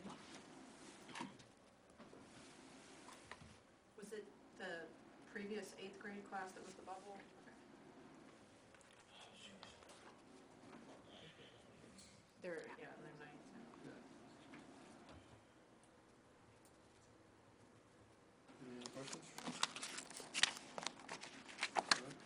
All right, thank Thank you you. very much. And if you have questions about the stuff on the webpage, let me know. I think we got all your questions covered. I looked through it. Okay. I think it was. Let us know if, I only had a little. okay, let us know if we missed anything. That page is on the SAU website. What page? Send an email. Neil. I sent you a link. No, Neil and I were not on the link. You had another address for Neil. You had Oh. ethics committee. Ethics Committee, and then I wasn't on the email, but I got it from somebody else, but. Oh, how funny. I cut and pasted from another, I'm gonna confirm with you, but I think there's a Ware Finance Committee at warenh.gov address that you might be able to use. I'm gonna Okay. confirm that. okay. Would you send me an email Yeah, I will. from there? Because I Okay. don't like having to hunt and peck everybody's name either. Yes, so, and yeah. I always miss somebody. Yeah. Oh, sorry I'll- about that. I'll double check that. Somebody, you can forward it to Neil because you Yeah, can we'll just forward click it to on the link. Thank you. Yep. Thanks for doing that. All right, Thank you very much. thank you. Merry Christmas.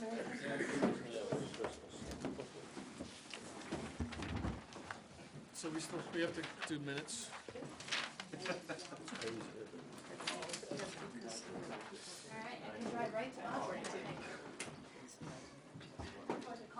So, So Tom, you're gonna cancel the 12:30 meeting? yeah, that's something I want to talk about. Do we need to do it? It may not be, we could talk amongst ourselves, but we won't have all the information we need to do everything. So, that's what I was thinking. Our next meeting would be the 13th. The Board of Selectmen are coming to that meeting to talk about other warrant articles that we have not been presented with that are on this sheet, by the way, these two sheets, so make sure everybody takes one. It's a complete list and some wording, some draft Can you hand wording. me one, please, Neil? Should Anybody be, else need one? should be enough for everybody. Yeah, that's one. Are we talking about this tonight, or? No, Okay. I just wanted everybody to have them to take a peek. Thanks, Professor Neal. Thank you. Okay, so if we don't have a meeting, the board is sponsored this on January 13th, how many Not meeting on the 20th. meetings does that leave us to make all the final? Yeah. I have one, thank you. Oh, I'm all set, yep. Now we need blue ones, You got, did you get one? Professor. Were there two different piles? Yeah. So our remaining meetings would be the 13th, which is gonna be Board of Selectmen, and I don't think that'll be the whole night. Oh, I have you know. one. I'll take yours. Thank you. We'll have time after that, I think, to talk. Yeah, you should. The 23rd, by then, we'll have everything finalized, so that would be a voting night and language night. Then we have, did we have a meeting, did we schedule the 27th? We do. Yeah, We that's a have the Friday. 23rd and Is 27th. that a Friday? No, it's a Tuesday. All right, so that would give us three meetings. The 13th? The 13th, the 23rd, and the 27th, that was our extra optional meeting. And the public hearing's still on the 19th. Town hearing, Town? town Yeah. budget, yeah. And the schools are on the 14th, 15th. 14th and 15th, right? So the 23rd will be a night to kind of finalize votes and some language. 27th would be the finalized. Because the 28th, we have to have it done for the deliberative session. Right. So if everybody thinks that's enough without having the meeting next week, then we can cancel it. I think so, 'cause next week, I'm trying to work around Bunch of something people for not next gonna week, and I be know here. other people won't be here, so Yeah. I would appreciate not having to. I mean, Trying to figure we'd end that up just out. talking amongst ourselves, we really couldn't vote. And it's, Yeah. you know, we're not. You don't have following- enough information to We don't vote have on. all of it, yeah. And there's warrant articles that could come or go still, so. Correct. Yeah. On the list, if everybody could just quickly, let me just give you some tidbits about this list, the articles. This is the complete set from the town. If you circle 2, 3, and 4, these are the ones we haven't seen yet. 2, 3, and 4, 9. 2, 3, 4, 9, and then 14 through the end. 16's probably not gonna happen, they're gonna probably take the money from end of year surplus, so you can kind of cross off 16 most likely. And the only one that the selectmen have not reviewed yet is 19, and that's taking some town-owned land and giving it to conservation, so I don't know that there's a financial aspect to that one, but they haven't, I don't know if there is or isn't, but it sounds like not, but they haven't reviewed that one yet. All the other ones that Board of Selectmen have had their review. And these aren't in the order that they're running for them either. That they what? They're planning to change the order on this, because they're gonna order so that they get them. Probably. I don't, well, I don't know, I think these are ordered, these Like might by be ordered priority. the way Oh, they yeah, wanna it says do it. priority. Isn't there a monetary aspect to 19? Right now, town-owned land could be sold by the town, and the money could be used to offset taxes. If it goes to the conservation Yeah, commission. there's no option for that, right? There's a potential, That would not be possible, so Right. a potential Right. revenue source would be discarded. so my guess is that next Monday night at their meeting, if, I think there's a meeting next Monday, they'll talk about this one, but they've talked about all the other ones. So again, 16 is possibly a scratch, most likely a scratch. But this does say priority, so this would be the level of importance. Well, this will change next week. Fair. It could. And then the other handout is just some draft verbiage of the warrant articles. Not all of them, but most of them. I think the ones that really need it. Okay. So just, use that to kind of prime the pump anyways. That last one, the Forester, is that like the lawnmower, like what No. they? No. Okay, okay. That's That's- for This is the guy harvesting that the goes out into trees. the forest and says, Oh, cut this okay, tree, don't okay. cut that tree. It's an annual Yeah, forester And it's contract. paid for by the commission. Okay, thank you. Yeah, the lumber we get pays for it. So that's that.Real quick, we could put it off, but we should really review the minutes and approve them for the This last will be meeting, fast. 12/9. So everybody should have gotten a copy from Kate. Yep. So I will make a motion that we review for approval the draft minutes of December 9th, 2025. Second, Neil seconded. Anybody have any input, comments, discussion? As usual, they look good to me. Yep. All those in favor of approving the minutes for Aye. 12/29? Aye. Any opposed? Abstained? Okay, that's 3, 4, 5, 6, 7, 8, 9, 9, 0, 0. Kate's amazing. Yes? They are good minutes. I was gonna add, this is about the school thing again, but, as of, at least when I checked yesterday, all of the YouTube videos have been taken down of their past meetings. It has to do with some legislation that passed about student privacy. They have a disclaimer about why they did it and everything. But if you were looking to watch any of that stuff, you cannot anymore. You have to strictly read the minutes, which aren't always the most helpful For the school? for school stuff. So, All of it? all of it. Yep. They have no live either? No live. Because students are in the It has meetings. to do with, it's parental rights on, there has to be written permission for any video of students. So while they're working on their policy, they've removed everything. So if you are on one of the school subcommittees, you need to go to the meetings in person, between now. there won't be, just voice? No. So, everything has been removed, and they're not. It's streaming. because there's students at the meeting, is that it? Sometimes there are students that present at the meetings, but I think they may end up going back and putting stuff, I don't know, but they're working on some I'll look policy at right those. now. They gotta, John Stark has students on the board as student members. so all that to say, go to the meetings in person until This is some legal action that has occurred in the state that caused Yes, this? this is because of legislation that passed, parental bill of rights.